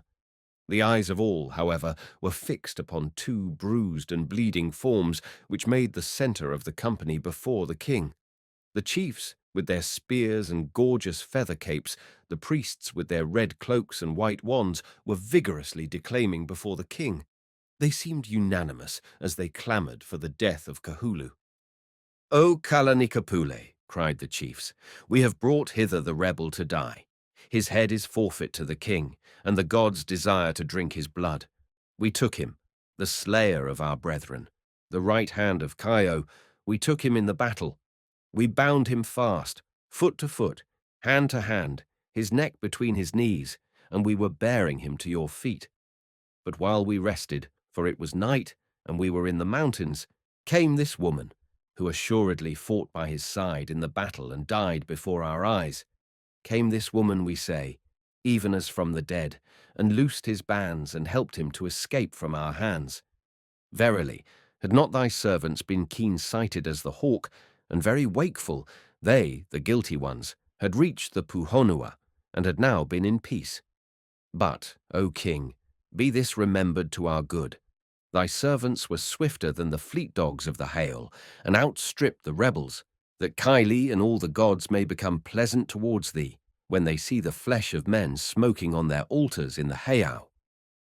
And the priests added to the voice of the chiefs, "Aye, we have sharpened the pahoa and heated the oven for Kahulu. He did not reach the Puhonua, but fell before the very threshold. Such was the will of the gods. Therefore he must die. Is it not death for the defeated one who reaches not the city of refuge?" Then the king, with a light playing across his features, such as no man had seen before, answered and said, "Set Kahulu free. Verily, he reached the Puhonua, for there is no city of refuge like that of a woman's love." And the priests and the chiefs stood silent, but the people shouted greatly at the decree of Kalanikapule. Yetams sweet lelehua. What the rose is to England and the lily to France is the lehua to Hawaii nay. When the maidens lying on the beach of coral sand or beneath the lauhala palms touch their guitars and sing the melees of times gone by, it is of sweet lelehua that they sing. And when they would inspire departing visitors with happy memories of the mid-ocean paradise, they twine around their necks the fragrant wreaths of mail and lehua. And the beautiful flower well deserves its place as the emblem of Hawaii. Almost all over the country, anywhere between 1,500 and 6,000 feet above sea level, you may see its scarlet blossoms flashing in the sun. Here it is slender and graceful, like the island maidens, a shrub some 15 feet high. There a tree of 100 feet, strong and tall, like the island men. Men say that the higher up the trees grow, the finer are the blossoms, and certainly where the white man's foot has trodden, least the lehua seems most at home.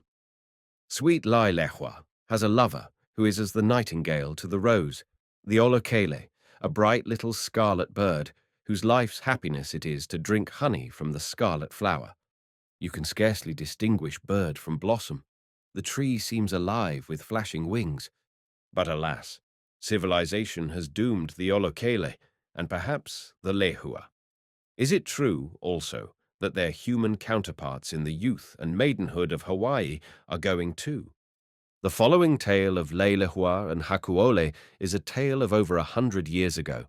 Still, the maidens sing it, still men remember it, but where now is there an olokele so bold in his love for the lehua as was Hakuole, the chief of Oahu?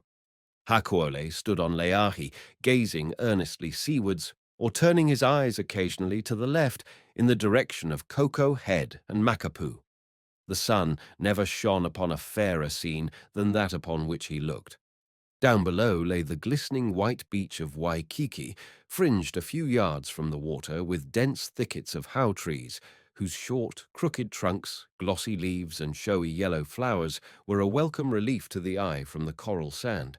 In the blue-green waters which stretched out to the horizon, there was only the break of the white reef on which the Pacific waves rolled with thunderous noise, and here and there a fishing boat in which the fishers sat silent with uplifted spear. Leahi, on which the chieftain stood, rose like a crouching lion from the seashore, its lava slopes almost bare of vegetation, save for a few straggling indigo bushes, while in the crater behind Hakuoli was a large swamp, surrounded by rushes and patched here and there with the white wings of flocking seabirds. The chief was in the very prime of youth, and his figure showed to advantage on the rocky promontory against the sky.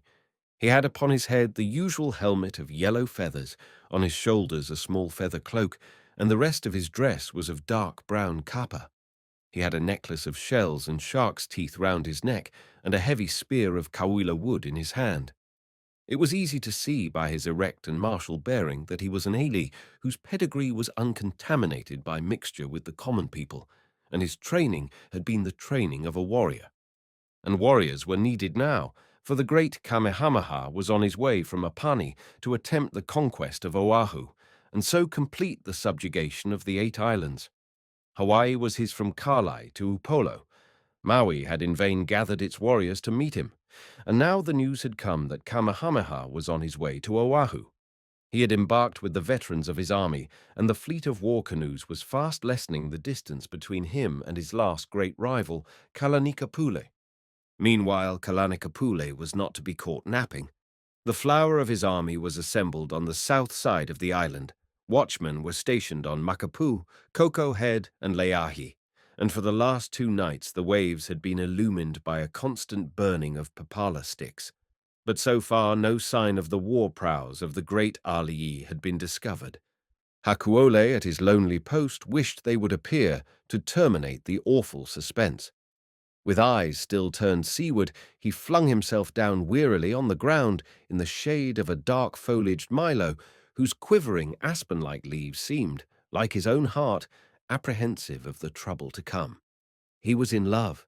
He longed to declare his passion, to lead his bride to the house he had prepared for her. But what could he do? This horrible conflict was impending, and who could say what would be the result? Kamehameha, the unconquered Kamehameha, was at hand. A bloody battle would be fought. Who would win? Who was even sure of surviving?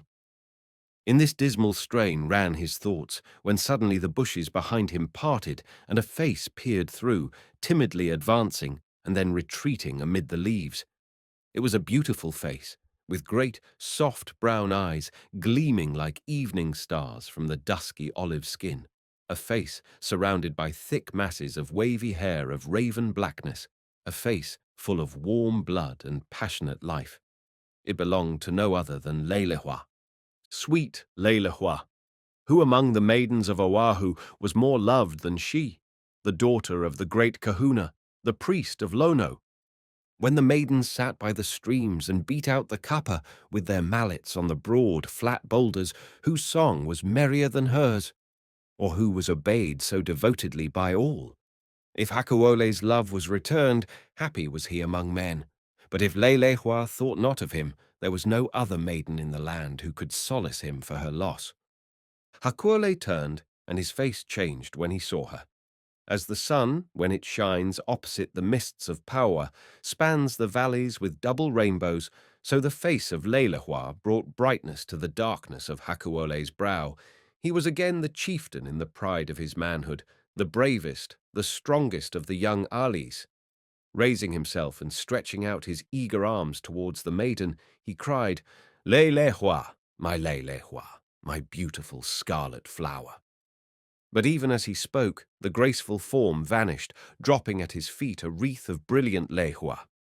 Had he been too impetuous and frightened her away? Had she dropped the lei in her haste? Or had she designedly left it for him? He would follow her and see. but his face was no longer troubled, for he had felt the light of Leilahua's eyes, and he knew she loved him. He had her sweet floral namesake on his neck. He was strong as Kamehameha himself. He would conquer now and live for love. But for the present he would follow her, or would she escape him? E Allah, e Allah, e Allah, ah ah ah! Loud and shrill came the voice of the lonely watcher far to his left, and then shriller still, like the harsh shriek of seabirds, followed blasts from the conch-shell trumpets which woke all the echoes of the dead old crater, and sent the gulls clangorous and protesting from their marshy resting place to fill the air, hitherto so still, with noise and motion. And as the upper element was thus suddenly awakened into life, so the waves below became, almost in another moment, ridged with foam in 100 places.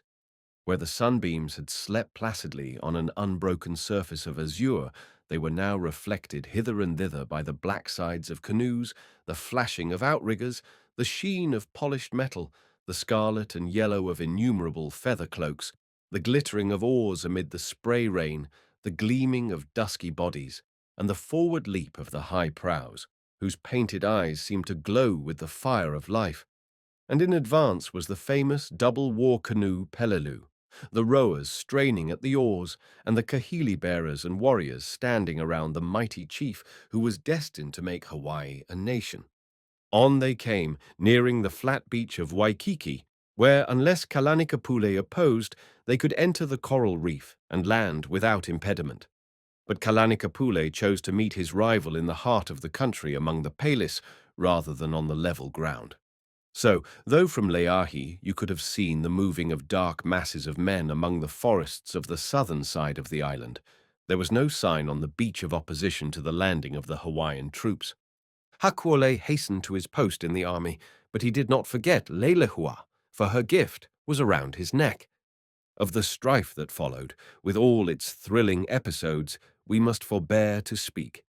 How Kalanikapule collected his forces in the Nuanu Pali, how Kamehameha followed him with his veterans, driving him to the ridge of the island, how the traitor Kaiana met his doom, how Kamehameha's white men brought into battle the red-mouthed guns which made the thunder roll among the mountains, how the fight raged on till the awful precipice was reached, from which men poured down in a living avalanche to the rocks below, how at last Kamehameha drew back his victorious troops into the lower country, where the loud ooey of the women rent the air in wailing for their husbands and fathers. All these are stories by themselves. Kamehameha knew himself at last, lord of the 8 islands, from Niihau to Hawaii. It was a day of great mourning in Oahu. In every house there was wailing and rending of hair for the warriors, transfixed by the sharp spears or battered to death on the rocks of the Nuanu Pali. But they had fought well. They were gone to Paliuli, the Blue Mountain, to the land of the divine water of Cain. And as the sun set, men saw the great procession of the dead in the western sky, leaving the earth forever by the road of the gods. But when the sun rose again in the east, they turned their thoughts to the living and the day. What now would be their fate? Kamehameha would hold his court. He would receive the homage of the conquered people. He would expect his hukana or tribute. Let us hasten, they said, to propitiate the new king. So all prepared to go with their gifts. Prominent among these was Kamakahu, the father of Leilehua. He had known of Hakuole's love and had been himself disposed to accept him for a son-in-law, but he was a sycophant and a schemer. As a kahuna, he had been among the advisers of the fallen chiefs, and his reputation for learning was great. He knew the 5 planets and suspected the existence of a 6th.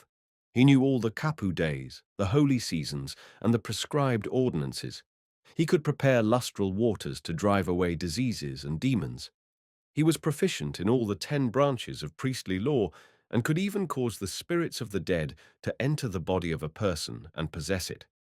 He was skilled, moreover, in the preparation of medicines and could cure toothache and bruises and broken bones. But with all his learning he was avaricious and preferred the favour of the king to the approval of his conscience. So he prepared his gift and went. The court of Kamehameha was held in the open air, the royal pavilion consisting of a raised couch of ferns over which a slight lanai had been built of lauhala palms. The king reclined at his ease. Beside him stood the royal kahili bearers waving their huge feather brushes. Close by stood the pukanas, or trumpeters, with gorgeous headgear and capes. Near these stood the kukini, or runners, the kahunas, with tabu sticks, while the hula girls with instruments of music squatted a little to the left. In the midst of the kahunas, on a carpet of red cloth, was the famous war god of Kamehameha, Kaili, whose shriek could be heard above the din of battle. It was of wickerwork decorated with small feathers, its eyes made of large oyster shells, and mouth ornamented by a double row of dog's fangs. Before the king the gifts lay in piles, calabashes of rare wood, logs of iliahi, or sandalwood, rolls of curiously wrought kapa, pigs, dogs, coconuts, sweet potatoes, seaweeds, shrimps, papai, opalo, awa, and many another costly article of dress or dainty morsel of food. Finally, when Kamehameha seemed a little sated with his hukana, came a gift which drew all eyes. They saw Kamakahu leading his daughter Leilehua forward to the presence of the king. "O king," he cried, "behold the Kaikamahine. Take her, the light of my eyes, and let there be peace between us." The maiden, who had advanced reluctantly, stood timidly before the couch, her face hid in her hands. The black tresses fell down her back in great coils, rippling over her dusky shoulders and falling to the skirt of yellow kapa, which was fastened around her waist. On her head was a wreath of the scarlet flowers from which she took her name. On her wrists and ankles, bracelets of seashells, and on her breast, the ivory emblem suspended by the mystic 300 braids of human hair. Only a moment she stood, and then, weeping, sank on her knees, let her hands fall from her face, and with pleading eyes gazed into the king's face. Kamehameha, startled at so beauteous a vision, raised himself from the couch, and as he stood erect, clad in the brilliant feather cloak which was the work of 10 generations of kings, he seemed a god come down in human form. As he stepped forward to take the hand of the tribute girl, a great shout began. "Nani loa, Maikai loa, began, I say, but did not finish, for lo! The circle of spectators parted, and there strode to the side of the weeping maid a young man who lacked but little of the height of Kamehameha himself. He was covered with blood and dust, having almost crawled from the battlefield, but he stood erect now, and he had a torn wreath of flowers around his neck. He did not flinch before the gaze of the king, but caught the hand of Leilehua, lifted her up, and bore her in among the people. It took only a few seconds, but the stillness of death had fallen upon the people. Was Hakuole mad? Had he seen a lapu and been bewitched? Rash man! See the thundercloud in the face of the chief, who was never crossed with impunity. What fate did the conqueror of Oahu meditate for the man who braved him? Would he be offered as a sacrifice at the heiau, or would he be clubbed to death, burned, or buried alive? Hark! The king raises his voice, and his guards seize the overbold youth and the maiden, hurry them before the dais, and stand ready to carry out whatever sentence of death is imposed. Leilehua and Hakuole stand before Kamehameha, and they can hear their hearts beat. The people are so quiet. Then Kamehameha speaks in strong, firm tones, which show the man born for command, but with no touch of immoderate anger. The cloud has gone from his face, but he begins sharply enough. Hakuole, so you are tired of life, tired of fighting. You dream already of maidens' eyes and a life among the Nala. You would let the prows rot on the beach, seeking no more for the glory a man ought to love. Well, as you mean to stay among the Wahin, and love a maiden here more than you fear me, I suspend you from a soldier's duty till the moon Ikiki returns. Away. And for the girl, Leilehua, the faithful in love, all the lands which were her father's are hers from henceforth. Take the Kaikamahine, beautiful is she as the morning breaking the shadows, and may the loves of Leilehua and Hakuole be as glorious to Hawaii as the wars of Kamehameha. Kamehameha had indeed won a greater victory than that of Nuanu Pali, for the hearts of the people, and not their bodies only, were henceforth his forever. Thus, the first of the 7 kings of Hawaii established his sovereignty and founded a dynasty, and the statue of this Napoleon of the Pacific in front of Aliolani Hale in Honolulu will ever attract the reverence of men. Had all the island kings been like the first Kamehameha, Hawaii had never more known the strife of factions. Hakuole and Leilehua had a long honeymoon, in which they learned depths of love as yet unfathomed. Then they came back to be among the staunchest supporters of the new king.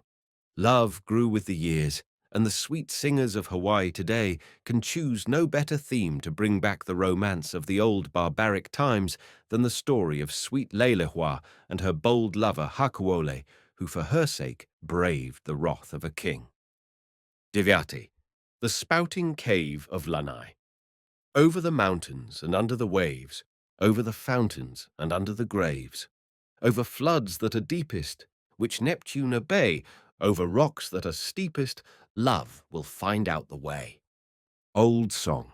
Readers of Byron will remember, in his poem entitled The Island, the description of a wonderful cavern at Tubanai, the only entrance to which was under the sea. The way by which Noiha guided Torquil to its safe retreat is described as follows. Young Noiha plunged into the deep, and he followed. Her track beneath the native sea was as a native's of the element, so smoothly, bravely, brilliantly she went, leaving a streak of light behind her heel, which struck and flashed like an amphibious steel, closely and scarcely less expert to trace. The depths where divers hold the pearl in chase, Torquil, the nursling of the northern seas, pursued her liquid steps with art and ease. Deep, deeper for an instant Noiha led. The way then upward soared, and as she spread her arms and flung the foam from off her locks, laughed, and the sound was answered by the rocks. They had gained a central realm of earth again, but looked for tree and field and sky in vain. Around she pointed to a spacious cave, whose only portal was the keyless wave. The poet admits having found the original of his submarine cave in Mariner's Account of the Tonga Islands, taking advantage of the license allowed to poets to transplant it to the scene of his poem. Probably he did not know that there existed in the Hawaiian group a cavern similar to that which he describes, to which attaches a story far more romantic than that of the loves of Torquil and Noiha. The Puhiokala, or spouting cave of Kala, is on the rocky coast of the little island of Lanai, near Kaumalapau Bay. Down below the rocky bluff is that refuge submarine where nature played with the stalactites and built herself a chapel of the seas. The entrance is marked by the vortex of a whirlpool from which a column of foam rises up when the tide runs out. He who dared to venture the perils of the entrance would, on gaining his footing below, find himself beneath a self-born Gothic canopy. A hollow archway by the sun unseen, save through the billow's glassy veil of green. The pleasure of the diver, however, would be rudely disturbed when he found the cave already occupied by millions of cold-blooded, slimy, shelly, stinging, dank and noisome creatures of the deep. Once, legend says, it was inhabited by the great lizard god, Moali, but Ukanipo, the shark god, threatened to block up the entrance with rocks if he did not move. Thereupon the cave was left to its present smaller, but no less uncanny tenants. These were quite sufficient to prevent frequent visits to the cave, though in truth there were few bold and skilful enough to shoot through the whirlpool into its sunless depths, even if inclined. At the present time, Lanai has but a few hundred inhabitants at most, although one of the loveliest islands of the group. But when, over 100 years ago, Kamehameha, with his court, paid it a brief visit to enjoy an interval of rest and refreshment, he found no fewer than 5,000 or 6,000 people on the beach to welcome him.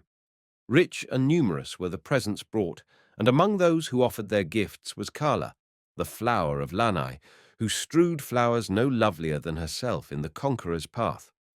She was a beautiful girl of 15, the daughter of a chief named Opunui, and one who had no lack of admirers. Even Kamehameha could not help following her graceful movements with pleasure. But in the heart of one who followed in the king's train, the warrior Kaeali, the girl made such instant havoc that it needed only a glance for her to detect the passion she had kindled. And, strange to say, she who had repulsed so many adorers in her native isle felt herself won in a moment by this tall, sinewy chief from Oahu. Kaeali, seeing and reading her smile, apprehended no difficulty in winning her for his wife, but he was overestimating the smoothness of true love's course.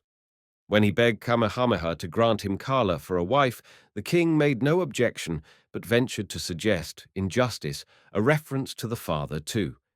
Even this, difficult as it may appear in prospect to most lovers, did not seem a hopeless task to Kaeali, for he was well known as a warrior and better born than Oponui. Oponui, however, thought otherwise. He had a grudge against Kaeali, which went back as far as the Battle of Maunale, when they had been opposed in the conflict, and moreover, there was another suitor, who, although detested by the girl, was more than eligible in the eyes of her father. This favored one was Mailu, the bone-breaker, one whose prowess as a wrestler had won the unstinted admiration and regard of the father, but inspired no tender feeling in the breast of the daughter. Now Oponui was too wise to meet Kamehameha's request for his daughter with a blunt refusal, and he respected the bone-breaker's powers of body too much to cast him aside for another without an effort, so he assumed an air of great deference, told the king how pleased he would be to comply, and how great an honor he would esteem it to have Kaeali for a son-in-law, but that unfortunately he had pledged his word to his estimable friend Mailu. The only way out of the dilemma, the wily old man suggested, was for Mailu and Kaeali to wrestle the matter out between them. He would be content to leave the girl in the victor's hands. Of course, he had such faith in the cruel embrace of the bone-breaker that he believed it vain for his daughter to aspire to the embrace of Kaeali. Everywhere the news of the contest spread and was received with pleasure, for the Hawaiian needed nothing more than panimet circenses to make up the joy of life. There was only one exception, and this was the maiden who was to be chief gainer or loser by the struggle. She was driven almost to despair by the news, for she knew the deadly strength of Mailu and could not forget the reports of the many wives he had slain and cast into the sea. She clung to Kaeali as to one whom she was sending to his death, and yet one in whom was her only hope of life. Meanwhile, the arena was prepared. The two combatants stood face to face, Mailu with his long arms, broad shoulders, and mighty limbs, his fingers opening and closing as if impatient to tear his adversary to pieces. Kaeali, in comparison, almost frail and slender, yet with no lack of cheerful confidence expressed in his handsome features. Kaeala knew no more of Shakespeare than Shakespeare knew of her, but as she gazed trembling at her lover, she felt, with Rosalind, "The little strength that I have, I would it were with you." Then the battle began, a struggle to the death, in which every injury it was possible to inflict was permissible. To the taunts of Mailu, Kaeali made no reply, but when the bone-breaker sprang like a wild beast at his throat, his shark-like teeth grinning with anticipated triumph, he was on the alert, and dexterously swinging aside his body, he allowed Mailu to fall headlong to the earth. In another instant he had seized his right arm, and with a skillful kick snapped the bone below the elbow. With a howl of rage, Mailu rushed again to the attack, but was felled to the ground, and his left arm broken as the right had been. With both arms broken, the furious giant rushed once again at the warrior, charging with lowered head, like a bull. But this was his last charge, for Kaeali had him by the hair as he fell, and placing his knee against his back, with a mighty effort broke his spine. There was general rejoicing at Kaeali's victory, for the wrestler, though feared on account of his strength, was too much of a bully to be popular, and only in the heart of Oponui was there any regret at the issue. Oponui, so far from being reconciled to Kaala becoming the wife of Kaeali, was more than ever determined that the latter should never carry away his prize. So, although he opposed no word when Kamehameha placed the lovers hand in hand before him and pronounced them married, he formed his plan. With soft, plausible words, he approached his daughter, expressing his delight at her happiness, but requesting that she would come with him for the last time to visit her mother, Kalani, and speak the sad words of farewell. The maiden tearfully acquiesced, and assuring Kayali of her speedy return, followed her father down the valley of Palawai towards the bay of Kaumalapau. "Why go to the bay, my father, since you say that my mother is ill at Malana?" inquired the girl. The old hypocrite answered that her mother was at the seashore, where she had prepared a banquet in celebration of her child's marriage. There were crabs, shrimps, limpets, and all kinds of dainties. Kalani only awaited her husband and daughter. Arrived at the shore, however, Kala saw that her mother's fire was not there, and knew that her father was deceiving her. Glancing up, she saw his face lighted with a cruel smile, which no longer concealed his real feelings. "Listen," he said, "rather than be the bride of Ka'ayali, you shall have a shark for your mate, and in his palace beneath the sea I will keep you safe till the king has left Lanai with his warriors." The poor girl screamed, for she guessed his purpose, but it was too late to resist. Just below the bench of rock on which they stood, the spouting cave roared and foamed. Oponui knew its entrance well, and seizing his daughter in his arms, waited for the moment when the column of water settled down into the vortex. Then he sprang, and sinking beneath the surface, the two found themselves drawn swiftly by the current down and down, and then suddenly swept through the entrance into a dark and gloomy cavern. The greenish light showed even to the fainting girl the horror of her surroundings, and it was as in a dream that she heard her father declare that there she should remain till the hated Kayali had given her up and gone. She had barely time to renew her vow of fidelity to her lover before Oponui seized the proper moment, plunged once more into the water, and was sucked up with the spouting column into the upper air. The girl, brought back to consciousness by the very terror of her situation, was left alone to waste her strength in unavailing efforts to return through the water. Alas, this was a feat requiring a strength and a skill far beyond such as hers. We returned to Kawaiali, who was anything but pleased with the bride's so sudden departure. He followed her with his eyes as long as he could, then he transferred his thoughts to the meeting again on the morrow. But when the morrow came and no Kayala, and still more, when he learned that Kayala had never been near the hut of Kalani, his heart misgave him.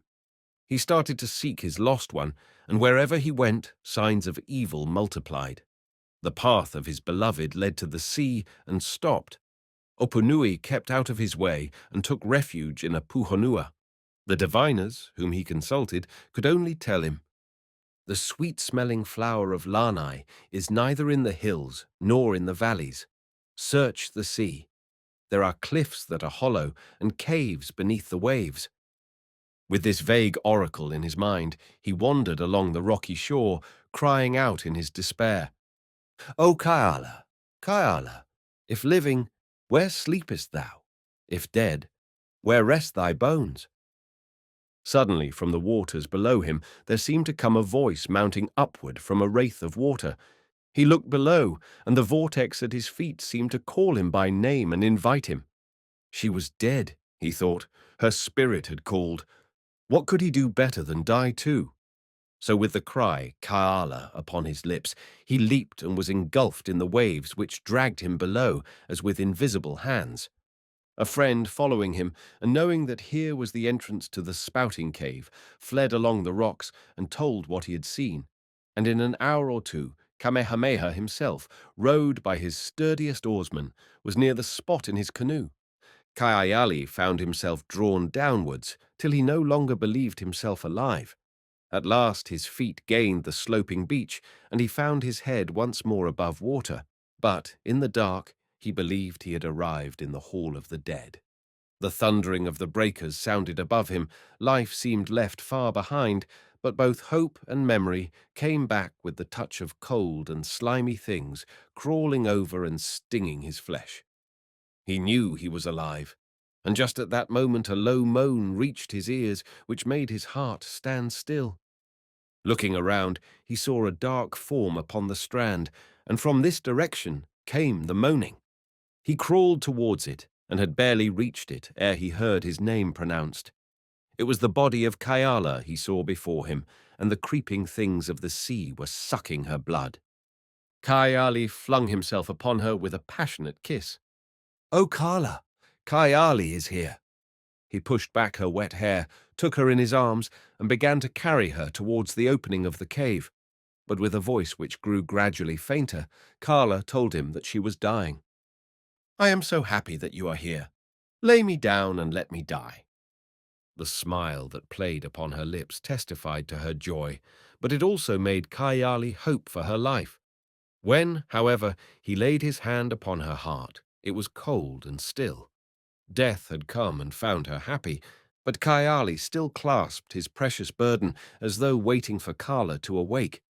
He sat in silence, all unconscious of the flight of time, until he was roused from his stupor by a splash. In another instant came another, and then there rose up from the water two forms. First, the figure of Ua, a friend of Kayala, and immediately behind Kamehameha, who had been shown the mouth of the cave and had dauntlessly leaped to wrest from it its secret and his friend. A swift glance revealed to the king all that had happened. The warrior laid his dead bride beside him, rose to his feet, and with bent head stood before his chief. The stern monarch was touched with Kayali's unspoken grief. "I see," he said. "She is dead. Let her rest. She can have no better sepulchre. Come, Kayali, let us go." Then Kayali came to himself. He had never gone further in his thoughts as yet than the discovery of his loved one. Now he knew and faced the consequences. "Go," he cried. "Nay, I stay. O my king, never have I disobeyed you before, and never will I disobey you again. But here I must stay. My life ends here." With a swift movement he seized a stone, dashed it against his head, crushing into the very brain, then sank lifeless beside the body of Kala. Kamehameha left them together, and by had them wrapped in folds of kapa. There their bones lie today. Few, however, today know the secret of the entrance to Puhio-Ka'ala. The minstrels made a dirge about it, and in after years, when Kamehameha rested at Kealia or Waipio, there was no mele he loved so well to hear as that which told of the faith of Kala and Kaiali. "Oh, dead is Kaiali, the young chief of Hawaii, the chief of few years and many battles. His limbs were strong, and his heart was gentle.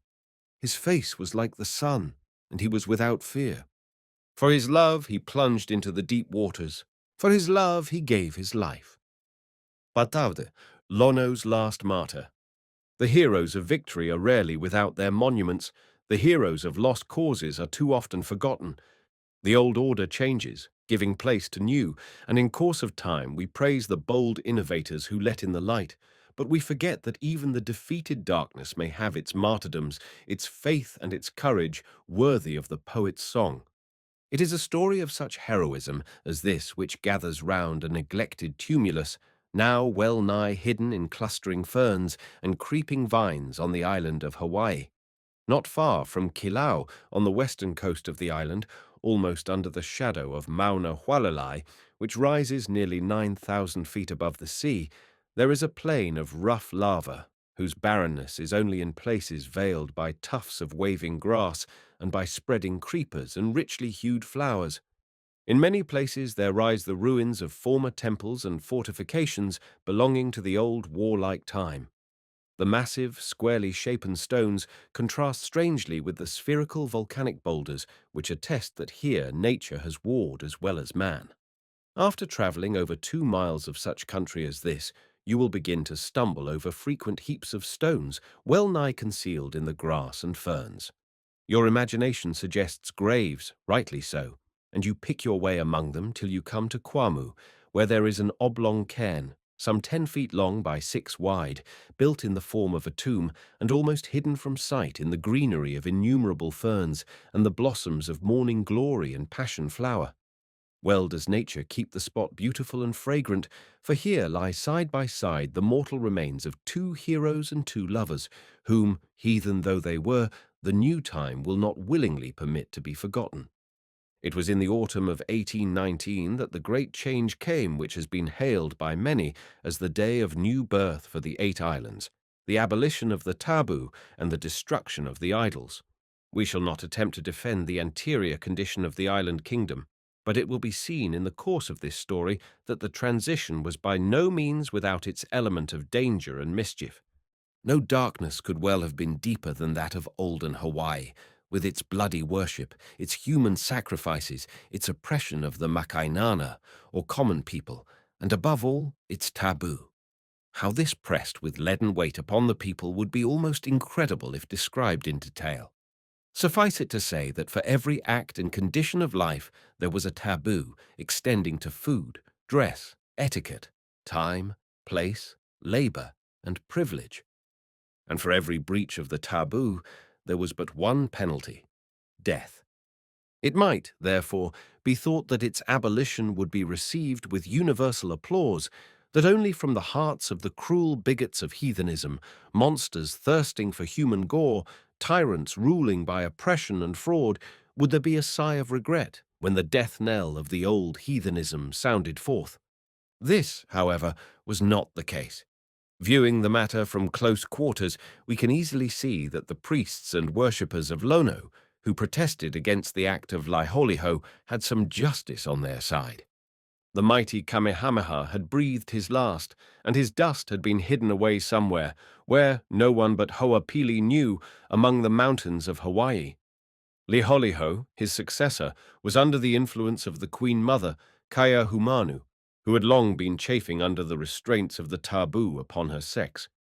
He himself, a youth of 22, no stranger, unfortunately, to the firewater of the whalers, deemed the law of taboo overmuch of a clog on his own princely liberty, and as entailing, moreover, a heavy expenditure for the support of the state idolatry and the maintenance of the priesthood. Arrived at Kauai, he heard of Kamehameha's intention to attempt the sacrilege and, not indisposed to have his own share in the contemplated work, immediately sailed to the south. Landing at Puako, there followed a series of debauches to which the court of Kamehameha had been a stranger. For 24 hours the tumultuous merriment went on. The royal party joined the hula dancers in their obscene revelry. They tossed bottles of liquor to the sea gods, inviting them to drink themselves drunk with them, and at last the moment arrived when a public violation of the taboo was to take place, in order to show that the old order had passed forever. This breach with the past was made by the king's deliberate act of sending prohibited food from his own table to that of the women, and by his taking his own place among them. In a moment, the royal example was followed. Men and women were eating and drinking promiscuously together, and the feast was no longer ai kapu, or sacred eating, but ai noa, or common eating. A few chiefs turned pale in their drunkenness at the outrages offered to their religion and their law. Some strode forth indignant and held council together, while Laiholiho and the high priest, Hawahawa, with their drunken crew, rode forth to destroy the images of the insulted gods and the shrines where no sacrifice should be offered more. We shall not be ashamed to stay among the few still faithful to the old order and its traditions. It is true the taboo was tyrannous and cruel beyond belief, but a cruel code is far better than anarchy, and Laiholiho had nothing to put in the place of the taboo but the lawless wantonness of the whalers. Was the liquor of the white men a better inspiration than the will of the chiefs? Had not Kamehameha, to whom the land owed prosperity and peace, deliberately given up drinking the haole gin and expressly warned his people against falling into its pernicious snare? And now had they not lived to see his son, a shameful sight to the people, reeling on horseback, arms and legs extended, raging against the gods of their fathers? If Vancouver had sent the white teacher, he had promised they might have heard tidings worth giving ear to, as, rumor had it, had been the case in Tahiti. But surely it was better to keep the old law by which the chiefs and people alike guided their steps until they had considered the new. The chief speaker in the conference was the young and handsome Kekwaokalani, upon whom had fallen the defense of the traditions of church and state. No nobler Hawaiian had ever been listened to by the Ali. Well nigh 7 feet in height, with masses of raven-black hair hanging upon his shoulders, perfect in features and form, wise, brave, and magnetic, a chief of even bluer blood than his uncle Kamehameha, by his own choice also a priest, equal in learning to hewa, he was a man well fitted to be the leader of a cause, however desperate it might appear. Moreover, his marriage with the beautiful Manono, who lived in the light of his love, had touched the sympathy and imaginations of the people, and when he strode forth from the wild revelry of the crowd, bearing in his arms the insulted image of Lono, he may well have seemed a hero, or even a demigod, to the amazed and troubled people. Whether ambitious or not, Kekuaokalani conceived that to him had come a charge from the gods to avenge their cause upon a drunken and degenerate king, and to take the place before the shrines vacated by the renegade Hewahewa. As for Kaehumanu, he knew her to be a light woman, whose escapades had sorely troubled the heart and patience of Kamehameha. Certainly Lady Pele, goddess of the fire world, slumbering within the mountain, would protect her honor against lawbreakers such as she. So Kekuaokalani withdrew to Kaawaloa, where the conservative leaders and the priests offered him the crown, with the oracular saying, "A religious chief shall possess the kingdom, but irreligious chiefs shall always be poor." It was a dangerous honor thus thrust upon him, but he accepted it gladly, and prepared for the trial of strength with Liholiho. Many of the people who shared his spirit gathered around him, and, when the winter solstice brought with it the annual Feast of Lono, the festival was kept with a sincerity and enthusiasm all the more impressive from the presentiment entertained by not a few that it was the last festival which Lono would ever have in Hawaii.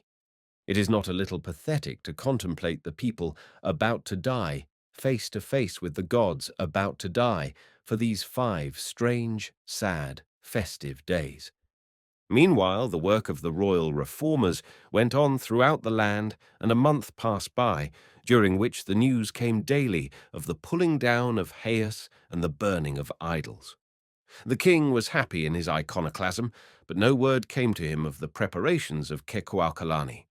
Then suddenly the tidings reached Liholiho that Hamakua was being invaded by the rebels, and that one of the chiefs, Kainapau by name, was slain. Some of the king's favorites endeavored to belittle the affair and strove to allay the royal alarm by offering, with 40 warriors, to suppress the insurrection. Hewahewa, the renegade priest, knew Kekuaokalani better, and declared, "Not 40 times 40 will be enough. Kekuaokalani is in the field to conquer or to die." Then the alarm was genuine and general, and while the resourceful Kaahumanu bethought herself of the purchase of muskets from the white traders, Liholiho endeavored to quench the fire of rebellion by the sending of an embassy. Some of the most notable men in the crowd were selected, men close of kin to Kekuaokalani, as well as high in the councils of Liholiho. There was prominent among them Naihe, the uncle of the rebel chief, and Kalaimoku, the commander of the king's forces, and with these was Keopolani, the bluest-blooded queen of Kamehameha. "We come," they said, "to make peace between you and the king. Liholiho offers you freedom to follow your own religion if you will consent to lay aside your arms." "Alas," replied the chief, "to what avail is liberty to worship when the gods and the temples are consumed with fire? How can we serve the gods acceptably when the tabu exists no more, and men know not what is sacred and what is common?" "You will have war, then?" asked the ambassadors. "Nay, I choose not," cried Kekuaokalani. "Here stand I where Liholiho and Hewahewa, king and high priest, should stand to defend the traditions to which I am pledged by my oath as Ali. Lono will not forget the faithful, and if we die true to our ancestors, and to the gods who made them kings." Kalaimoku withdrew with his company sadly and respectfully, and Kekuaokalani went within his house, and falling upon the breast of his wife, burst into tears. Oh, beautiful was life, surrounded with the love of Manono. Hard it were to die and go beneath the ground with such sunshine flooding the earth. But Kekuaokalani was right. He could not choose. Is there a choice for strong souls to be weak? Though he die, he must be loyal to his faith in Lono. The night before, the alai had uttered its shrill note of presaging ill outside the house. Manono was all disconsolate with so many auguries of ill about her, but her husband bravely used every endeavor to turn aside her fears, saying that forebodings of ill were only for those who did ill. Yet he felt in his heart that the gods perhaps intended to take their cause into their own hands, and that he might be only a sacrifice where he had hoped to be a deliverer. Nevertheless, the next morning, when the army made itself ready for the march, Kekuaukalani had a countenance wherein was no trace of fear or foreboding. With cheerful shouts of encouragement to his eager followers, he trod the lava plains with as much alacrity as if starting to a feast, and close behind him, rather than with the other women in the rear, marched Monono, happier to stand on the field of blood beside her lover than to tarry behind in ignoble safety. There were priests of Lono, too, carrying the gods newly arrayed for the carnage. Perchance, yet once again, might the war god Kylie be seen flying above the contending hosts, a luminous streak of vapor, uttering aloud the war cries which had cleared the way to victory for Kamehameha. How the drunkard Liholiho would feel his blood freezing in his veins at such an apparition. As they marched along, they came to the spot where, 12 generations before, the mighty giant Maukaleoleo had appeared to the hero Umi and had given him strength above the lot of man to overcome his foes. Would that now that terrific figure might appear, plucking the coconuts from the tallest trees as he walked, or wading out to sea among the canoes. But, alas, no marvels came to aid their faith. They must fight the battle of the gods alone today. So at last they came to Kwa'mu on the morning of December 19th, 1819, a day forever memorable in the history of Hawaii as the day in which the forces of the old era were defeated by those of the new, both struggling in the dark and ignorant of the light, which was so soon to come. Kalaimoku was even yet anxious to avoid a battle with Kekuaukalani, who was his own sister's son, and he sent a messenger with an affectionate entreaty for another interview. But even though his own mother pleaded, together with his uncle, the dauntless heathen refused to listen to the messenger and compelled him to leap into the sea and swim with all his might to save his life. The forces then took up their respective positions, Kalaimoku knowing that now only the grim arbitrament of battle could decide. Liholiho's forces were strong in musketry and in the aid of foreigners, and their retreat was protected by the formidable squadron of double canoes which had been the pride of Kamehameha's declining years. Kekuaukalani placed the priests of Lono with the images in the front of his line for a while, and then loud were the imprecations denounced upon the royal army. But to be of more avail today, behind these was a splendid force of spearmen eager for the lahua, or first slain victim. Behind all were the women, who followed the soldiers with calabashes of water and dried fish to recruit the strength of the combatants when these were weary or athirst. But every woman was ready to fight and die with Kekuaukalani. The attack was made by the rebel forces, who bore down upon the army of Liholiho with an impetus such as must have swept all before it, had it not been for the foreigners with their guns vomiting streams of fire upon their assailants. The company of musketeers kept up such a murderous fire upon the rebel centre that after a terrific and protracted struggle, this was driven back to the rising ground. Kekuaukalani, whose tall form was seen everywhere in the fray as he shouted orders to his spearmen, was wounded early in the battle, but fought on without knowing it, rallying his forces behind a stone wall about breast high, where there took place a struggle which for obstinacy and valour had no parallel in the annals of Hawaiian warfare.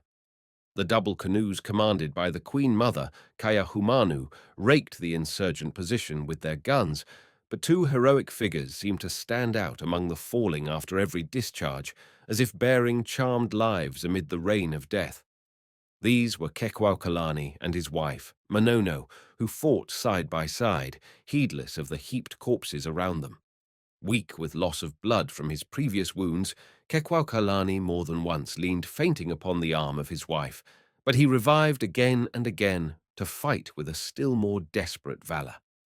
The temptation was sore when he beheld, through the battle smoke, his uncle Kalaimoku and his mother signalling him to ask for quarter.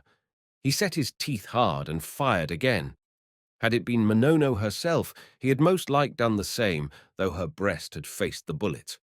No longer able to stand, he sat upon a fragment of lava and continued to load and fire his musket. No Kylie flew above the host as of old. No Lono came to lend supernatural aid to his faithful martyrs. Instead, the forces of Kalaimoku were advancing, and Kekuaukalani knew himself left to die, with life still sweet on his lips. The fated ball came at last, pierced his left breast, and folding his face in his feather cloak, Kekuaukalani fell forward at the feet of Manono, and expired without a groan. Manono wept not, but awaited hopefully the messenger of death which should make them fellows again in the halls of Milu. On came the conquerors. In vain Kalaimoku and his sister cried to save her. Another bullet, unerring in its aim, pierced her temple, and she fell upon the warm but lifeless body of her husband. The insurgents made but little more resistance now that their leader had fallen. It was sunset, and under the cover of the darkness any that could escaped. Some surrendered or were captured by the royal troops. A few crept into caves and holes of the mountains, and, covering the entrance with pieces of lava, lay concealed till Leholiho had returned to Kailua. Kalaimoku and his sister stood over the corpses of Kekuaukalani and Manono, and, gazing long upon the noble dead, exclaimed with tears, "Truly, since the days of Keawe, no nobler Hawaiians have lost the light of the sun." Thus perished Lono's last champions, faithful unto death.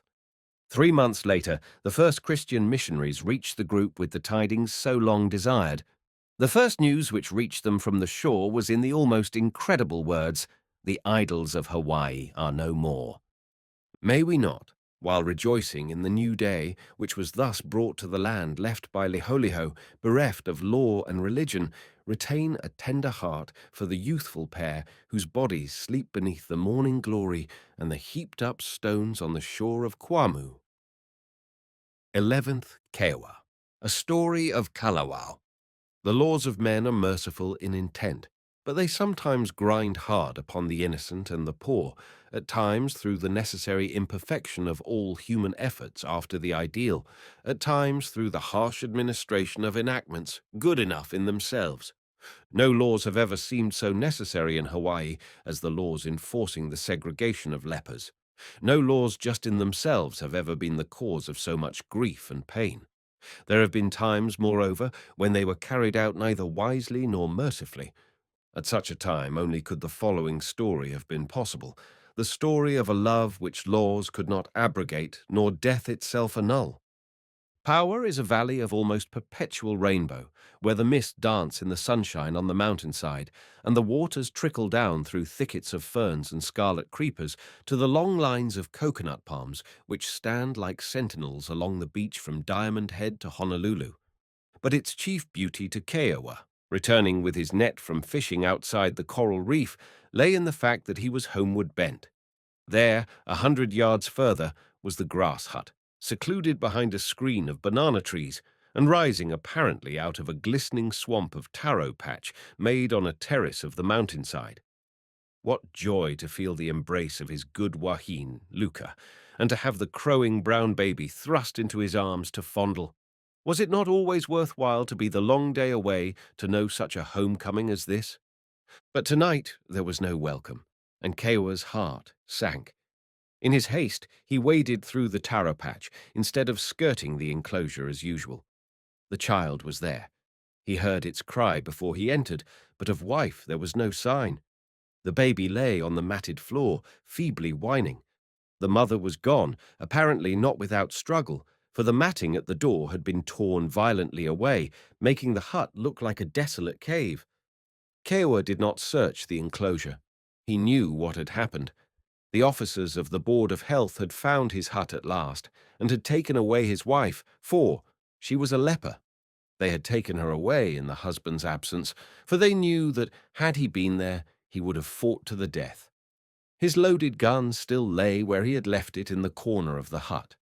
They had taken her by violence, as it seemed, and callously left the helpless babe behind, for Hawaiian officials, even those with bowels of compassion, were not much given to thinking about babies.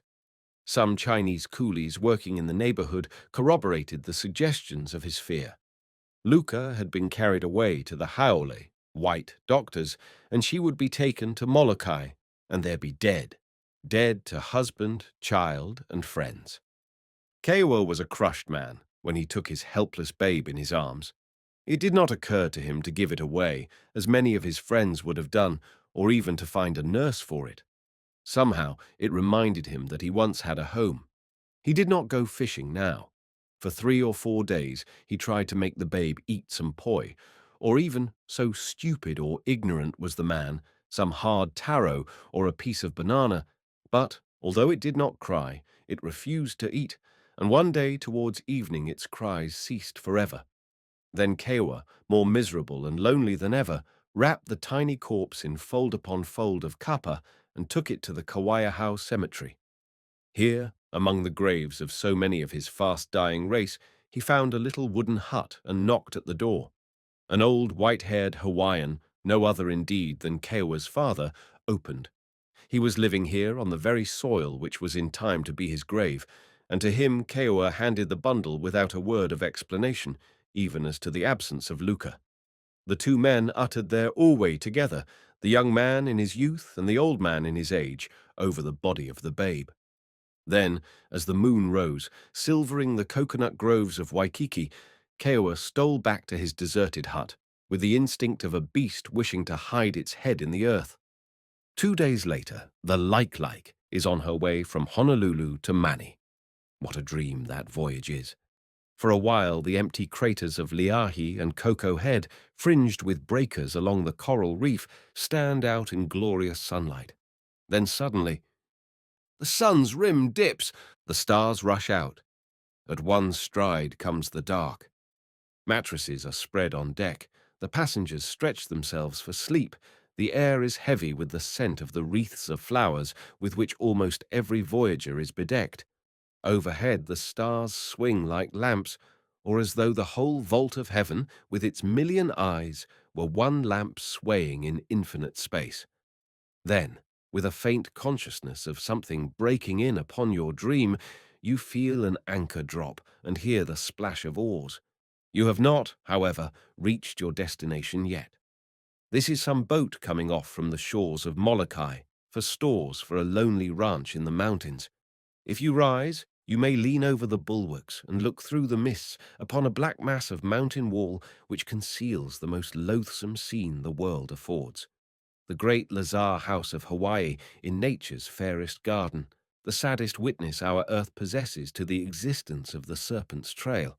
Yes, it is not the chill night mist which makes you shiver, for although you know the leper settlement is not on this side of the island at Kaunakakai, but on the other side over the Pali at Kalapapa, you feel that no wall of mountain can shut out the thought of 1,300 fellow creatures suffering a living death in the land which God made so fair. If you had been on board the Like on the day of which I speak, you would have heard, almost coincident with the lifting of the anchor, a splash so indistinct that when someone shouted, "Man overboard!" few believed the cry. Men lazily looked over the bulwarks, but saw nothing, for the moon was behind the mountain, and presently, with the comforting assurance that if anybody had gone overboard, he was by this time food for sharks, lay back on their mattresses to continue their dreams and their voyage. But a man had gone overboard, a man whose heart was bent on crossing seas and mountains to his leper bride. Keoa swam ashore silently, fearing every second to see the white fin of a shark start up beside him in the water. Once he felt the cold, slimy sucker of a squid against his ankle, but he tore himself free, and shooting on a high roller through a narrow break in the reef, lay at last, spent and breathless, but safe upon the beach. Yet the worst was still before him. Kalaupapa could only be approached by crossing the mountain range, and the only path on the other side was down a parley so steep that it made the head of the bravest climber dizzy to look upon it. However, there was no help for it, and in a few minutes, Kewa, recovering from the exhaustion consequent upon his swim, set off on the upward journey. This was comparatively easy, though it was still easier in the darkness to miss the path and get into those haunted gorges where of old the poison goddess had her grove. Long ropes of aichashi, tough as wire cables, formed a ladder up the face of the mountain. By these, scarcely touching the ground, he toiled upwards through tangled growths which would otherwise have been impassable. When he reached the top, the sun was just rising from the clouds and revealing one after another the majestic ridges of Haleakala and the rock-bound coasts of Maui and Lanai. Then the wind came sweeping up and threatened to dash the intruder backwards down the rocks. The trees swayed and bent, the foliage of the kukui shivered with its ghostly sheen, the clouds swept away from the Bay of Kalawao, and there, several thousand feet below, lay the white roofs and lanais of as peaceful a settlement, to all appearances, as any upon which the sun has ever shone. But if ever a place could be called a whited sepulchre, it was this. Not that Christian love and self-sacrifice had not cast an aureole of beauty about it, which made it sacred, but because here was the realization of Milton's terrible vision. A lazar house, it seemed, wherein were laid numbers of all diseased, all maladies, of ghastly spasm or racking torture, qualms, of heart-sick agony, all feverous kinds, convulsions, epilepsies, fierce catarrhs, intestine stone and ulcer, colic pangs, demoniac frenzy, moping melancholy, and moonstruck madness, pining atrophy, marasmus and wide-wasting pestilence, dropsies and asthmas and joint-racking rheums. Dire was the tossing, deep the groans. Despair tended the sick, busiest from couch to couch, and over them triumphant death his dart. Shook, but delayed to strike, though oft invoked, with vows as their chief good and final hope. How could nature sing so sweetly and smile so fair when the eyes rested upon a cancer so foul? Keoa looked down, as though he expected to see there the grass hut of Power Valley, with Luca and her baby at the door to greet him, but the place seemed deserted, till when halfway down, the sweet tinkle of a chapel bell roused him from a dream, and he supported himself by a clump of guava bushes to watch the dark cassocked priests and white-hooded sisters passing from the house of misery to the solace of the house of God. Such was the mood of Kewa that he could not feel any thrill in the thought of these brave men and sweet women thus living in grim company with death. He thought only of the curse the white man had brought to his race from the days of Cook, the discoverer, to the day when the fruits of ancient vice had burst forth in the heart of his own home. So it was with hard and bitter thoughts he hastened on his way, scarce knowing what he intended to do, perhaps carry Luca bodily away from the pest house to the fastnesses of the mountains, where they might live like the free wild beasts and die in peace. As he came near the hospital, however, there met him, sauntering forth, a man dressed in a cool suit of white linen, whose keen eye and earnest, serious face proclaimed him the doctor. He glanced at the wayfarer with something of surprise, seeing that he was endeavoring to avoid an encounter. "Aloha," he exclaimed, using the familiar Hawaiian greeting. The man made no response, but looked savagely on the ground. "Hello, my man. What's the matter?" For Kewa looked ghastly through his olive skin, and his steps tottered, but strength came to answer, fiercely. "Hele aku, go away, curse you. Before time, Kanaka live here, no Pekimai, leprosy. All Maikai lower, very good. Then Howl man come, bring Pakemai. Poor Kanaka die, make die all time. Howl man thief steal Kanaka's wahin. Howl man kill Kanaka's keiki, child. Hele!" The doctor thought of all he might say, for it was eminently reasonable, all this segregation, and the Kanaka had much cause to be grateful for what the government was doing for the lepers. But he knew logic was not what the poor wretch wanted, and while he hesitated, the need of answering vanished, for there rose up from the hospital a strange sound, strange at least from such a place. It was the strain of a band of music, plaintive yet joyful, no dirge, but the voice of rejoicing. For in this lazar house joy is not unknown, albeit it comes at an hour when others weep. A soul freed from pain, from pollution, and from the body of death, born into the light of paradise. In such a case, was it not fitting that cymbals should clash and trumpets sound? "Heaha Kela!" exclaimed Kewa. What is that? The good God has taken to rest the soul of a poor woman who was glad to go. What was her name? Cried the Hawaiian excitedly. Luca, replied the doctor. An ashy pallor spread over the man's already bloodless face. It was plain to the doctor that death had come even quicker than love. Then there came a bitter cry, mingled with bitter laughter. Aqua mai kai, good God! Ha, ha, ha, ha! He bad God, he all same Haiole. Steal poor Kanaka's wahine. Awe, awe! Me curse him. But the curse came not. A change as though an angel had whispered to him came swift as thought. He pressed his hands on his heart and murmured, Me no curse him. Good God, he good God. Sweet wife, sweet keiki, I come. E Christo e aloha mai. Then he fell heavily to the ground. An angel had indeed spoken to him, the kindest angel whom God had sent to Kalaupapa, the angel of death. The music played on, and celestial harmonies seemed to mingle with its strains. It was as though glad spirits met and welcomed one another in a land fairer even than Hawaii, a land, moreover, where the serpent's blight may never come. A double funeral took place in the leper cemetery that very afternoon, and those who were there said the priest must have been absent-minded, for at the close of the service he spread his hands over the grave and said, Those whom God hath joined together, let no man put asunder.